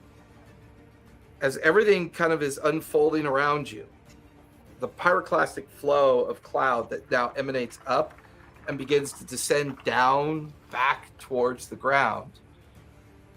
There's a form that begins to writhe in that smoke and fire that hovers out there. First, you see a face so large, like commingled in with the flame. As you begin to watch the largest fire elemental that you've ever seen in your life begin to coil and maneuver up out of this force of destruction. And as it does, and it just rises up and up and up, this huge form just takes a moment to hover there. And then you lose sight of it. Darkness, the ash, the smoke begins to kind of fall down on you as you duck into Lehman's tiny hut with all your friends unconscious, Nalith unconscious as well. And all you could do is just wait precious minutes as rocks bounce off the hut. You watch as ash begins to fill up around it. You watch as the ash gets as tall as the hut, covering it underneath 12 feet of ash. And before long, the sounds, the explosions drift out of your mind as you are now pretty much buried under all of this. I'm going to throw up Twilight Sanctuary, which gives everyone temp HP to pop back up. Okay. What the fuck? And then I'll do a heal, which I think I can distribute to everyone. Suffocating in here. The temperature management is odd. There's a sense that it's hotter than it should be. All of you cough and hack, stirring back to consciousness. Yeah, you're inside of Lehman's tiny hut. Everything smells like ash and smoke. You're covered in it, like it's fine, like a talcum powder over your body. What? Just how that much? continuous low tremble of the ground. How much temp HP did we get from? 10. 10? Let's see. No, wait. Give me 1 sec. So it'll be 1d6 plus 12. So it'll be 14 temp HP. And you feel for the familiar coin in your pocket, Puck, as when lunch was wiped out, he went back into his coin form and automatically goes back into your pocket. Hmm. And then I'll also hit everyone with the healing word, which is going to be 1d4 plus 5 because I'm low on spell slots. It's okay. Save that. I'll use mass cure wounds. Oh, amazing. Yeah, that's 3d8 plus 2. Oh, that's awesome. Yeah. So I like shock back to life and look at everybody around and I grab my viol and just play a soothing melody, and that's 3d8. Let me get my d8. All right. While he's doing this, can I take stock of what kind of food stuff we have? And I'm gonna just try to throw something together for everyone. That's Okay. 19. You have your 19 basic HP for essentials everybody. and your cooking kit. So you could put together a quick meal if you wanted to. Yeah, just something to kind of keep my mind on this and get something in everybody's belly. Okay. So it just healed everyone for 19 Gotcha. Nice. HP. Me too. Nalith kind of gets up. What has happened? What are we? Why is it so dark in here? The clutch is safe, Nalith. Oh, Korgoth searches for you. We got here before he did. What? Is that my imagination, or did that mining pit erupt into volcanic ash and flame? I saw the Cinder King, something huge, a fire elemental, stepped out of the mountain, the hugest fire elemental I've ever seen. And we were just covered with ash. Everyone was vaporized. This is apocalyptic. I don't understand. I don't even know what that is. Did the ceremony of the Obsidian Gate work? I don't know if this As far is as we know, it was something successful. else, I think. And did the gift of the gods get delivered upon the sealing of the gate? Was that the stone from the flower? That's Scalar. Oh, yes. Yeah, the stone was delivered. had it. Good. Then the ceremony worked. Now all you need do is to take that as an offering. Oh shit. That's the offering that you're supposed to give to the fire giants. That prevents them from summoning the fire titan. It would have been great knowledge about 5 days ago. I would have thought that my husband and the priestess would have filled you in on that notion of it. Nothing about the stone. We saw it, or who was it? Earthen saw. I had a vision when I took the stone. I had a vision of the clutch and a dragon-like being guarding the clutch with a missing stone within a chain, like around its neck. And then we ran into this big primordial guy holding up a really giant stone in the middle of that misty area that was also portals to the Feywild. And he told us to take the stone down and return it to its rightful owner and all that good stuff. So You know the big dragon thing that was down guarding the clutch? I don't know what that was. I just knew it was there. And I knew His name was Erebos. Erebos And is not a name that is familiar to me. he was being controlled by the gnomes in the area with these worms on his body. I don't know if you ever saw the worms being used on anyone. I had seen those being used on some of the other folk. His whole body Mostly was for covered with purposes of getting information from people. Yes. Well, we feel they were controlling this Erebos with the worms. So we freed him of that control and delivered the stone to him. Interesting. And he disappeared, by the way, after that. Why did my husband and the priestess not have you take the stone to the fire giants? That doesn't make any sense to me. Well, we saw the fire giants, and they got like a giant. They performed this ceremony, and this big giant egg thing came out of a the statue. stone is supposed to prevent that from happening. But that happened before we even knew that we couldn't. I don't think we could have prevented that. Of course you could. My husband and the priestess should have given you directions to the honor stone. The honor stone is where you place the gift of the gods.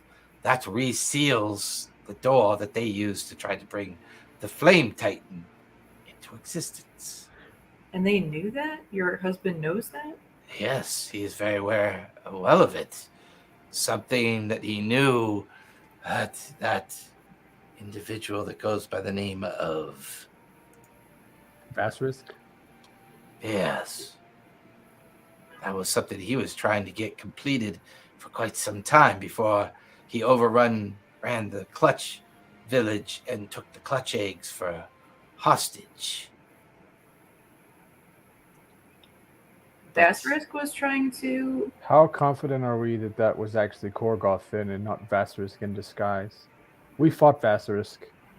Supposedly we killed You Vasrisk. fought and you killed him? Supposedly.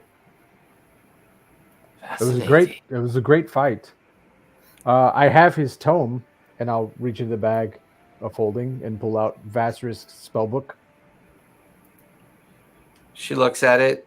I'm not familiar with his type of necromancy.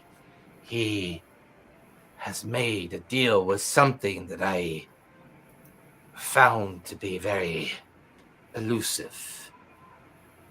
He seemed to master the craft, though, of being in one place while in another as well.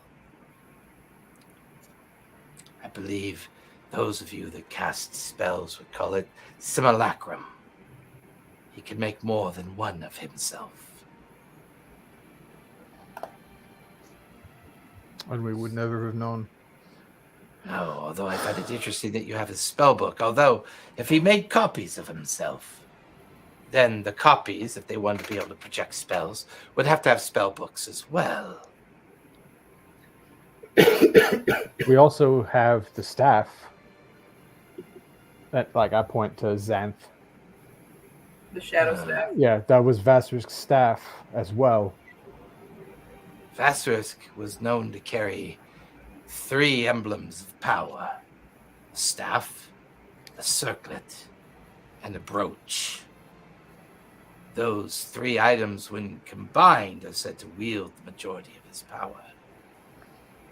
If my husband Korgoth did not give you instructions on what to do with the stone that was gifted to you by the gods, you must assume that Korgoth is compromised. How did he choose to come and meet me? What was the route that he took? He was taking the river back north. Well, that's ridiculous. That would be heavily guarded for about half of the duration of the travels. I think something is amiss here. Can I scry on Korgoth? Or try? You can certainly try if you want to. Is that a good idea? Right at this moment. Why? Only because He would we're know. buried by ash. And I don't think we're going anywhere for the next 8 hours. but your tiny hut is the only thing keeping us buried under ash. Hmm. And you scried on somebody powerful once, and you started bleeding out of all your orifices. It's not a concentration spell. But Lehman's is duration. It's not Yeah. concentration. But But if we can also she goes down, it doesn't. Nope. Okay. It only ever goes down if she leaves. Okay. All right. Let me try a scry on Korgoth and see what he's doing. I'm gonna look at the other two, like, how do you suppose we get out of this? I mean, I'm almost out, but I've got one more shot at trying to turn one of you guys into an animal again. That the bullet. Is there anything similar to that that's resistant to heat? Because something. Because if I could tunnel back out. Well, I think a bullet would be too big for the hut. We would. I think I mean, You never know till you try. Yeah, I mean, I wouldn't want to compress us all against the outside of this thing. Spot turns into a bullet, and his friends smash to pieces against the edges of the cavern. Yeah. Everybody takes holding us 10d6 in of force there, damage. No. Do you know how far? Well, that wouldn't work. Never mind. So you guys plot and plan. You said 12 feet of ash, right? So roughly, far. right? Yeah. Because it's transparent, so it's enough ash to cover the dome. Okay. Yeah. Because I can Misty Step out of here, and I'd still presumably be within range of Earthen. I can dimension door out of here with one other person. So if you want to do that with, I think Winter, you can Misty Step as well, right?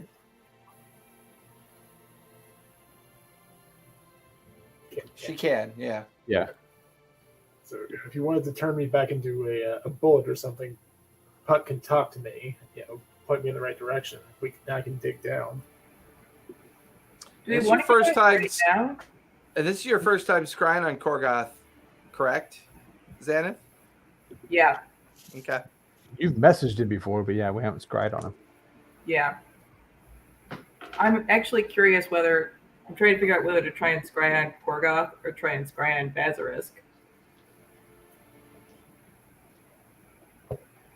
Well, if Basilisk if there's 3 items and we've got 1, I would gather there are more than likely 2 other Basilisk, not just 1.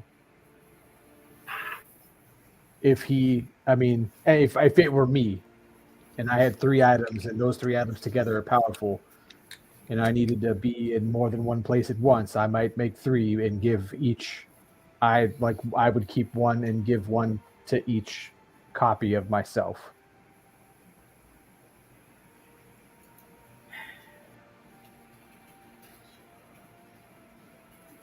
So does that point to looking at?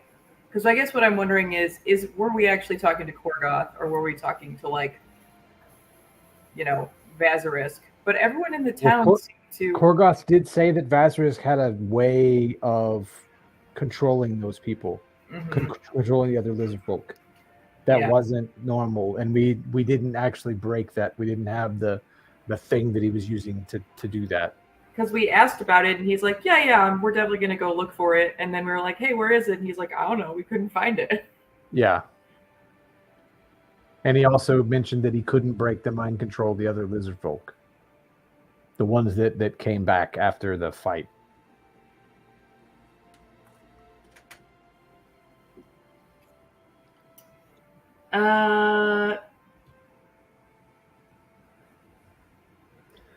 Yeah, I'm gonna try and scry on Korgoth.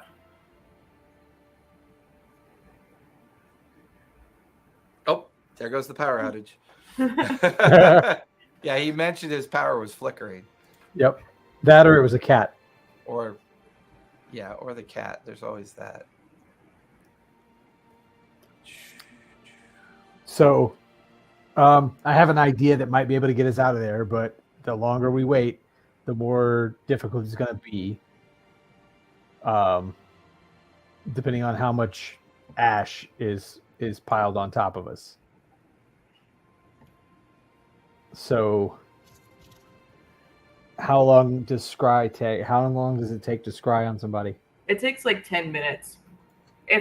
So we could either do it now and someone can pop out and see what the conditions are like out there and then come back, or we could just do scry later, because I really just wanted to try and confirm whether Korgoth betrayed us, or whether he's doing what he said he would. Okay, well, go ahead. Oh, I can try to use primeval awareness to see how far the elemental is, if it's like a little bit further now. How long does that take? Usually Not instantaneous, yeah. I mean, assuming the seconds that pass, there's just more and more ash piling on top of us. well, I guess it would be helpful to know if it's, too close. Gonna zap us as soon as we pop out. Yeah, sure. Okay, so I cast primeval awareness and try to concentrate on the elemental. Okay. And Xanath, you're going to scry on Korgoth? Or Vasrisk? I'm going to scry on... I'm changing my mind. I'm going to scry on Vasrisk and see if he's still around. For you, Puck, the feeling of primeval and primordial energy is all around you. It feels overwhelming to the point of nausea. Something ancient and old is continuing to form. For you, Xanath, as you slip into your scry effect and you feel yourself pulse out towards Vasrisk, you're at least confirmed that he's not dead, because your scry connects with two of them. And as your scry approaches on a familiar outcropping in front of the obsidian gate are two Vasirisks staring at the obsidian gate with a look of both frustration and raptured success. Their forms are staring at the ever-growing backdrop of a flaming environment that's beginning to expand. And that's when you realize that the volcanic caldera itself of that entire vast area that you walked through could be affected by this. Every now and then you can see projections of huge globules of town-sized like lava just launching off into different directions. They seem to be patiently waiting for this to unfurl and potentially destroy the obsidian gate. Meanwhile, looking beyond the two remaining Vasirisks, you can see Sawtooth Village. It's completely surrounded with familiar-looking lizard folk. But it also looks like a battle took place here at some point. At some point during Korgoth's journey, he was intercepted. You don't get the feeling he was intercepted beforehand. Doesn't completely explain why he didn't have you finish the ceremony correctly.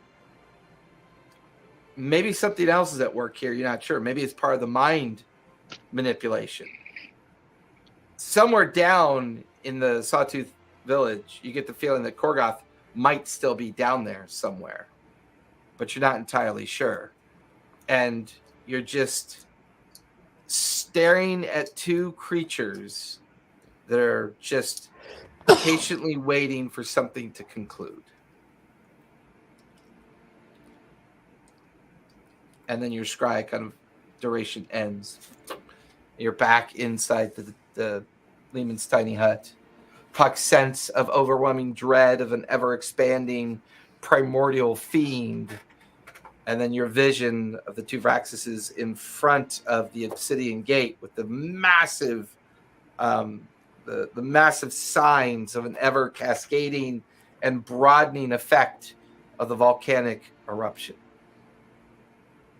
They're at the gate. They're waiting for the explosion to destroy it. And there was a fight at Sawtooth Village. I think Korgoth might still be there. I don't understand. I thought we watched him leave, and I don't understand why the townspeople are still there. That was what, 2 days ago? 3 days ago? 3 days ago, I think. Yeah. He told us that he was like 3 days away. He just lied. Or something. Something happened. Or maybe that he was 3 days away when he told us, and then something happened after that. Yeah. Also, this explosion, like, it's just expanding and expanding and expanding. I don't know that we actually want to be above ground right now. Well, we're not going to have enough air in here. Well, the dome is safe and comfortable for 8 hours. When I felt the fiendish presence, did it feel at all familiar? No, this felt like, yeah, there was, you can now discern for yourself, Puck, that the feeling that you were having before was definitely the contact with the Erebos, a very confused, misguided, and frustrated entity that was being used against its will. And that's why it seems so frantic and fanatic in its different displays of its emotion. That might also explain why it was reaching out to those that were arcane sensitive to the idea of the space around them. Maybe that's how Xanath got pulled in. You got pulled in. You get the feeling also that this is unlike anything you've ever felt before. The only other time you compare this feeling of connection to something far beyond your own power or the understanding of power is the dragon turtle creature that you had that moment with, out in the Lucidian Sea all those weeks ago, if not even longer at this point. You guys have been in Gnomeworks for quite some time now. Almost that primordial connection is there. What about your death? The black hole with all the stitching stuff. Is it at all similar to that being that we supposedly prevented their, existence from? Not necessarily. This place feels like a crossroad of creation. The primordial stone vision that you guys had going through the vastness of the mist.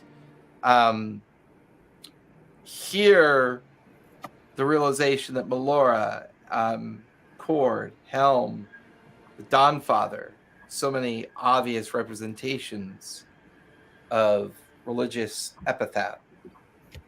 This area feels like a crossroads somehow. This is a crossroads of creation. Something happened here. Something created containment and suffered its despair. And go ahead. Oh, I was just gonna see if I could possibly try and reach out. Again, use primeval awareness within 6 miles and try to reach the, I guess technically under Celestial and Dragons, the Storm Turtle Dragon. Yeah. No sense that he's very close at this point. So he's definitely outside the range of your awareness. But as you push your awareness to the absolute height of its ability, there is a sudden feeling of the nauseous, like the nausea beginning to fade a bit, but something very large and very purposeful is now slowly making its way through the dark depths. The main caldera of the center of this island.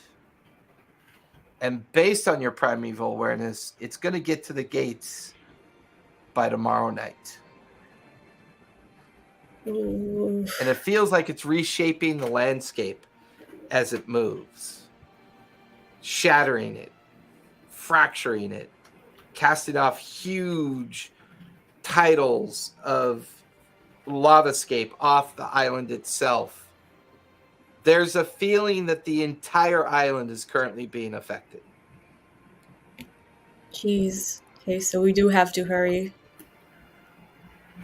If they're waiting for this being to come to those gates, or if this being is gonna be here soon, I guess by tomorrow night.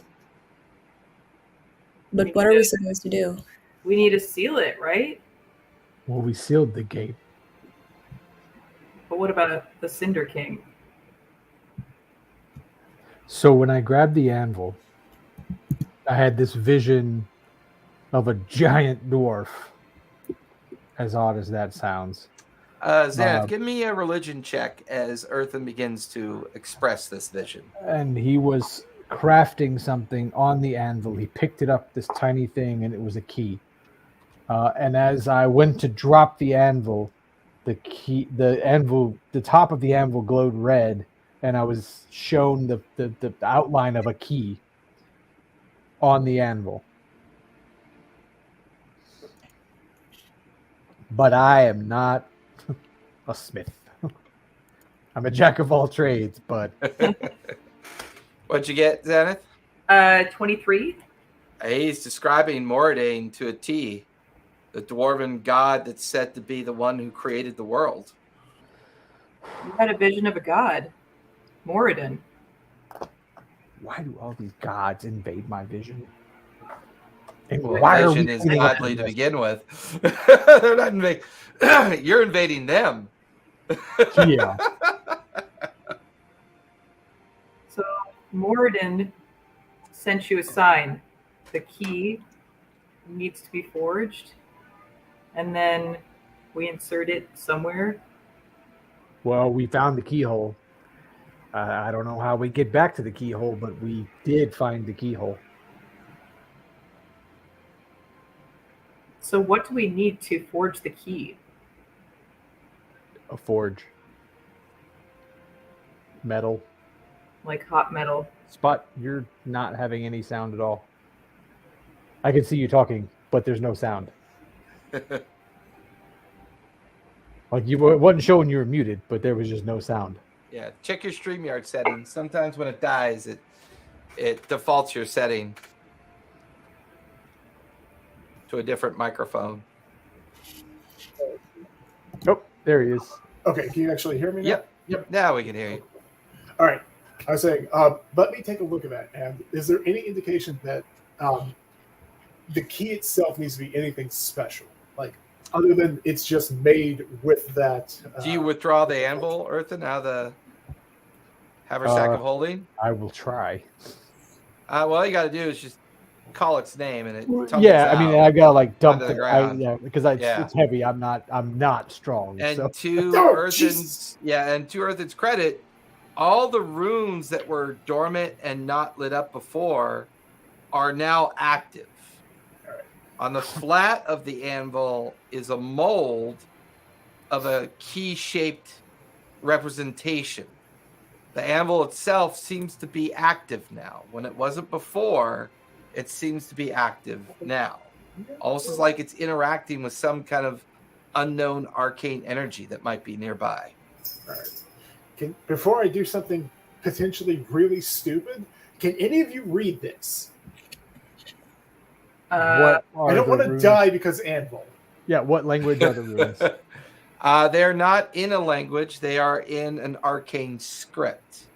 So anyone who's proficient in Arcana would be able to read it. Let me take a look. I might be. Nope, only have half proficiency, but I've got my comprehend languages. It's not really a language, though, is the problem. Dang. I am not. I have no Arcana whatsoever. I only have half proficiency. It's better than mine. Naleth. Can you make anything of this? Oh, she is very proficient in Arcana.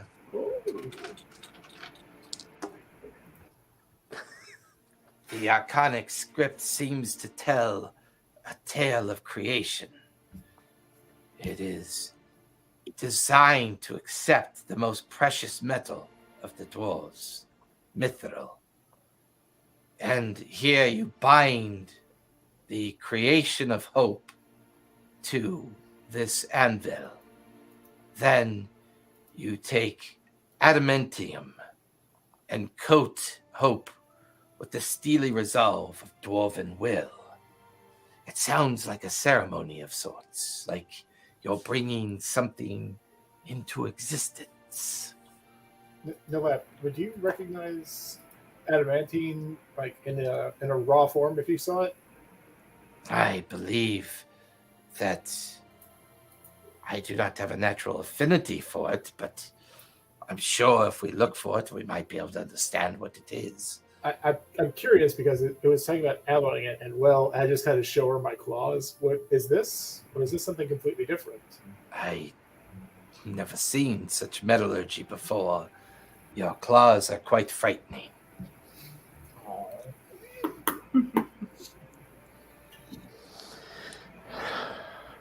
All right, anybody got some mithril? Probably not. I'm guessing. We have residuum, which can be used in the place of other spell components. You have what? I'll hold up A the lot of green residuum. rock, which I know she's seen a ton of. You have residuum. Where did that? It doesn't matter. We have the anvil. We have the residuum. What else would we need? We need the fire of the mountain. And Mordane's Just hammer, right of above us. course. Oh God. The hammer. Where would we find Mordane's hammer? I don't know. The mythology around Mordane is quite expressive, but I have to be honest with you. I overheard the gnomes talk about an artifact of great importance that they kept. Hey, It Earthen, might be in Titan's reach. you Whoa. Thane's reach is gone now. Well, magic items don't just perish. It may just be we need to find it. Didn't you say there's a giant elemental fire thing coming out of where Thane's reach used to be? Well, according to your friend Puck, it sounds like it's moving away.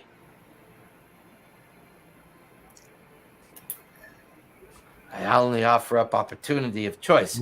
If there is something left behind, perhaps Titan's Reach still has value to be searched. If they kept it in a vault could be protected. Obviously, something down there was something that they were after.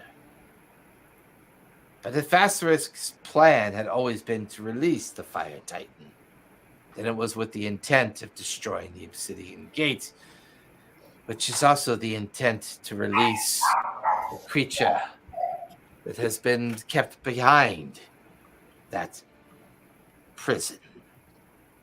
Zahir, one of the betrayer gods. I think the remember him. gnomes and Vasarisk were not necessarily working towards the same goal.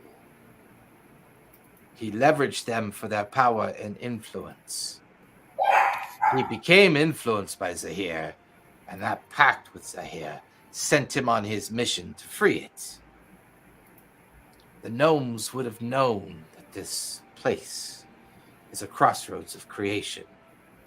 Here, all the gods seem to converge, sometimes referred to as a convergence.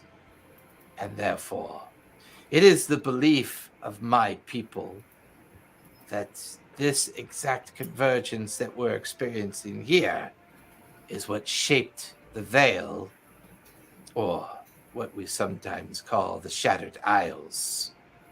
That maybe that is where the original first time that the Fire Titan emerged from, destroying the vast continent that was once there, turning it into an amalgamation of islands, surrounded by a corrupted magical barrier that people couldn't get through. Now I wonder if Vastus was trying to recreate the same thing here, or simply trying to free a god from its prison.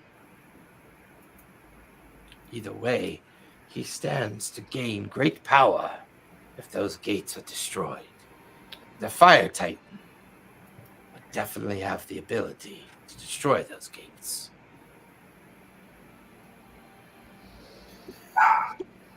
So,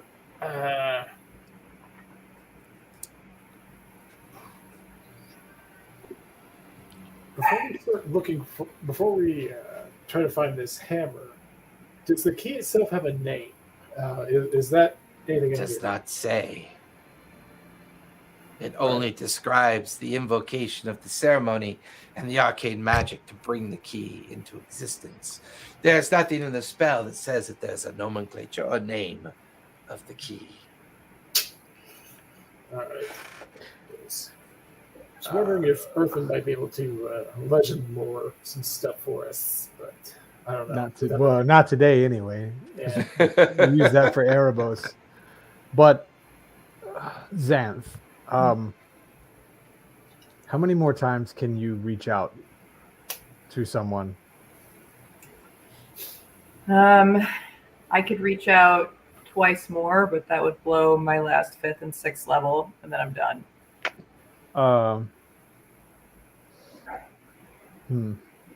Are we going to rest here? I mean, while we wait for the... Or we have to rest somewhere. I'm tanked. I am too, but before we rest, would it be worthwhile to try to reach out to Matron? Who's Matron? Matron, the little mouse guy. Yeah, the mouse guy. Oh, Matron, yes. What would we be asking Matron? Help out of here for one. He's very talented with natural magics. Mm-hmm. I think he called it more of a shamanistic connection, but he also may have more information on what the heck is going on here and how we can solve it. But we're going to need help getting out. My plan to get us out of here was to cast Bigby's hand and just punch my way out, if that would work. Bixby's hand! Right? Yeah. Fuck this ash! Pop! Yeah, I can. If we're going to sleep after this, I can try and talk to Matron. I can also see if I can talk to Caliban or Sibo, but they might be dead. Yeah. Well, Matron had a connection to Sibo as well, so he may also be able to, or maybe we could, if we get information from him, we could send him to go help. Okay. I think we just started the end of the world, though. Let me shoot a sending to Matron, or try to. It says,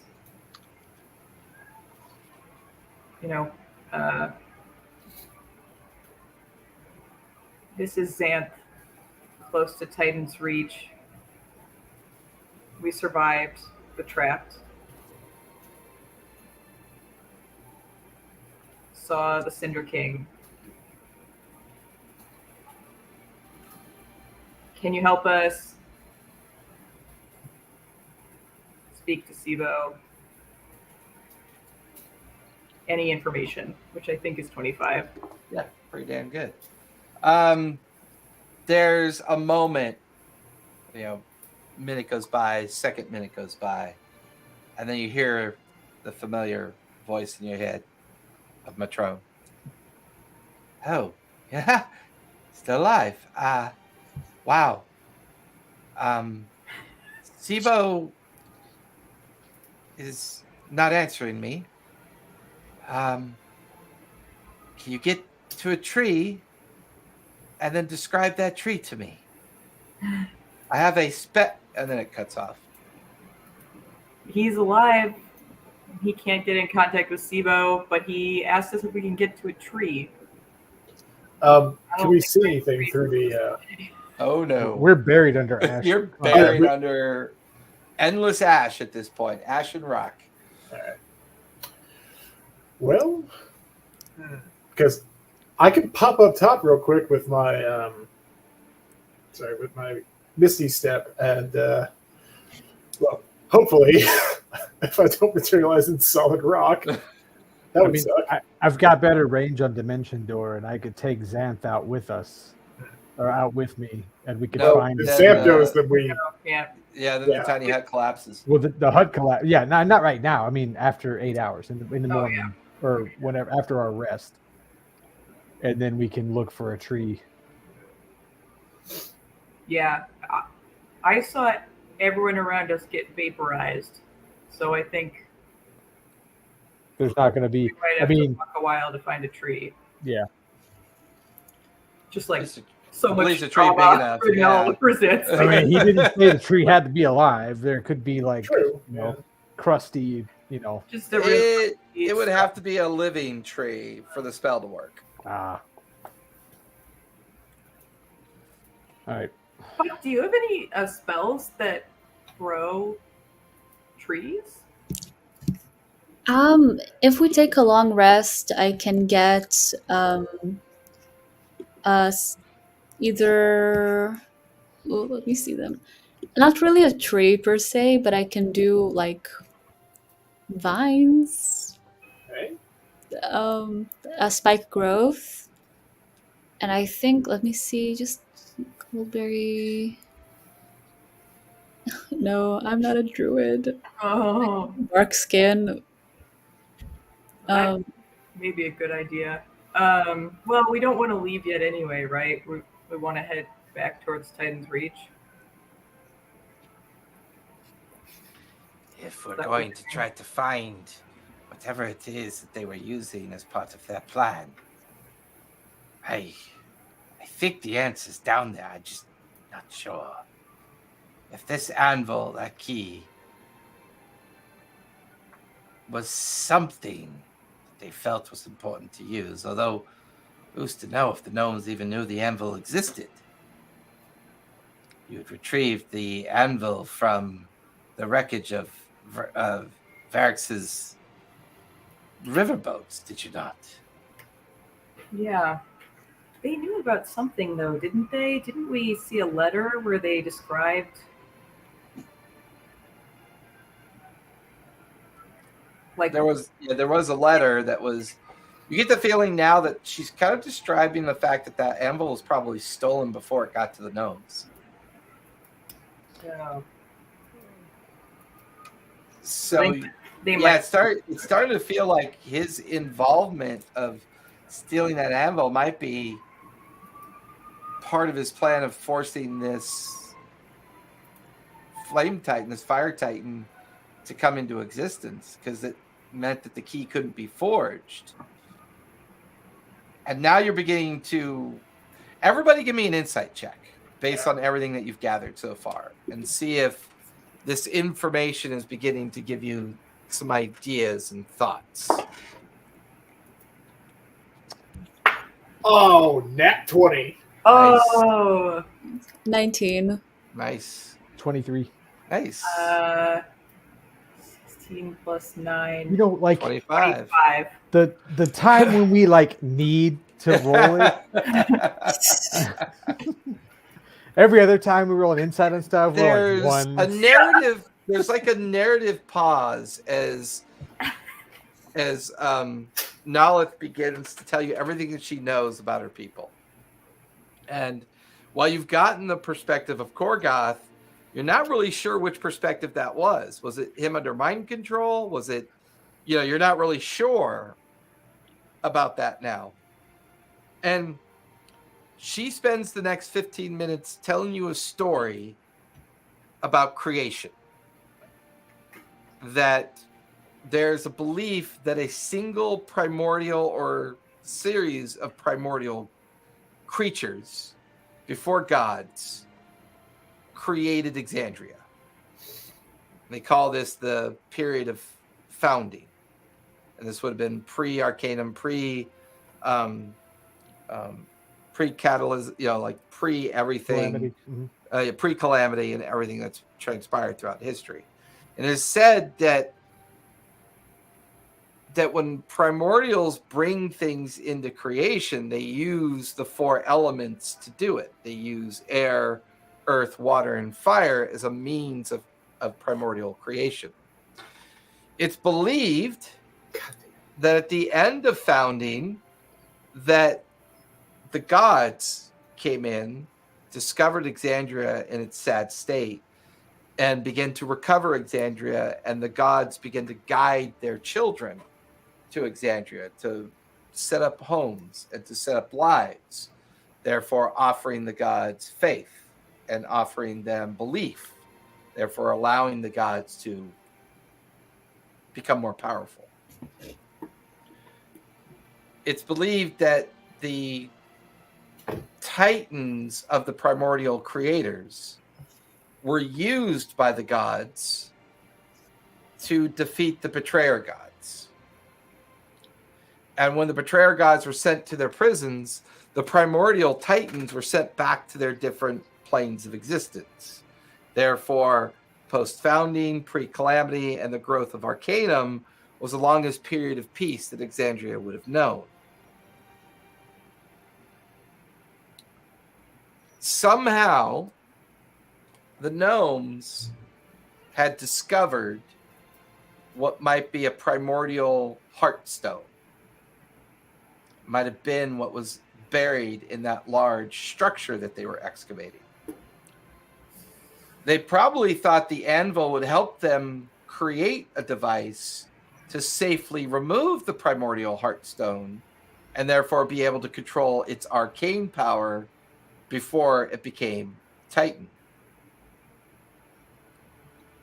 She says that Erebos was an ancient entity that was linked to the preservation of the Fire Plane portal that the Cinder King, or the Fire Titan, was banished to.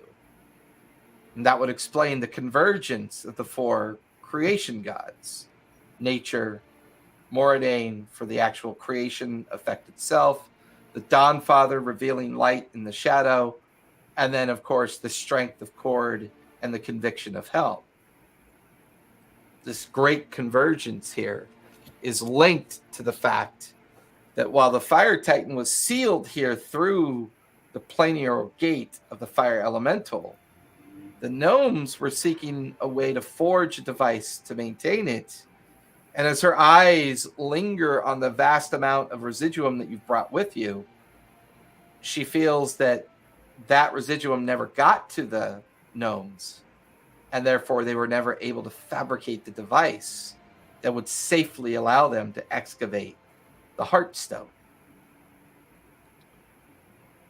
Raxus has created a backup condition to his failure the first time round.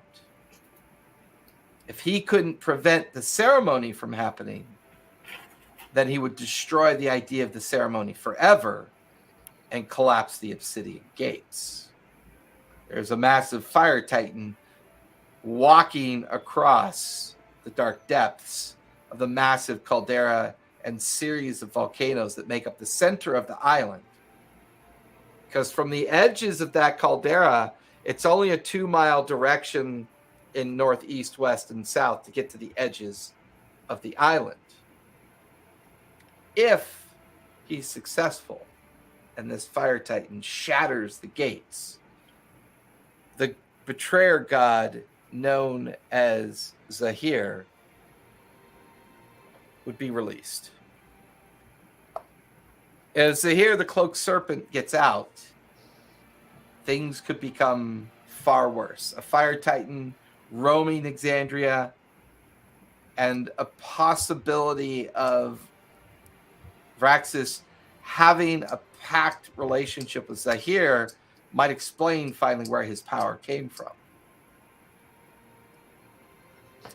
I'll say it takes her about 15 minutes to kind of like express her culture, her understanding of the myth of the gate and the myth of the island and all the activity that kind of surrounds all of this as well. She's more of a clandestine priestess. She's going to know more than Korgoth would ever know. So this might explain why she was the first one abducted. The stealing of the egg clutch, the overrunning of her village, and her getting put into captivity rather quickly. While Korgoth and the priestess doing the ceremony would have been relatively aware of some of this cultural backdrop.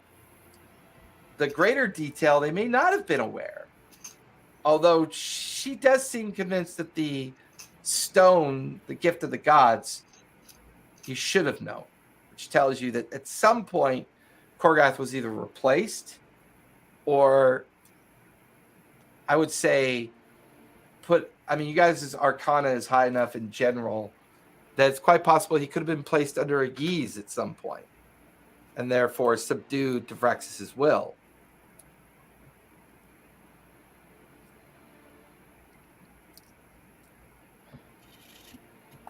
Earthen reaches into the haversack and pulls out the infernal spell, the speak with dead gods, that scroll that Korgoth tried to destroy, and it reformed. Okay. He pulls it out, and Naleth, your husband, or at least whoever was standing in as your husband, tried to destroy this alongside your daughter. Is it possible that this could be used to distract that Titan? This scroll does not say anything about speaking or conversing with Titans. This scroll speaks to a purposeful... This scroll basically allows for divine intervention of God.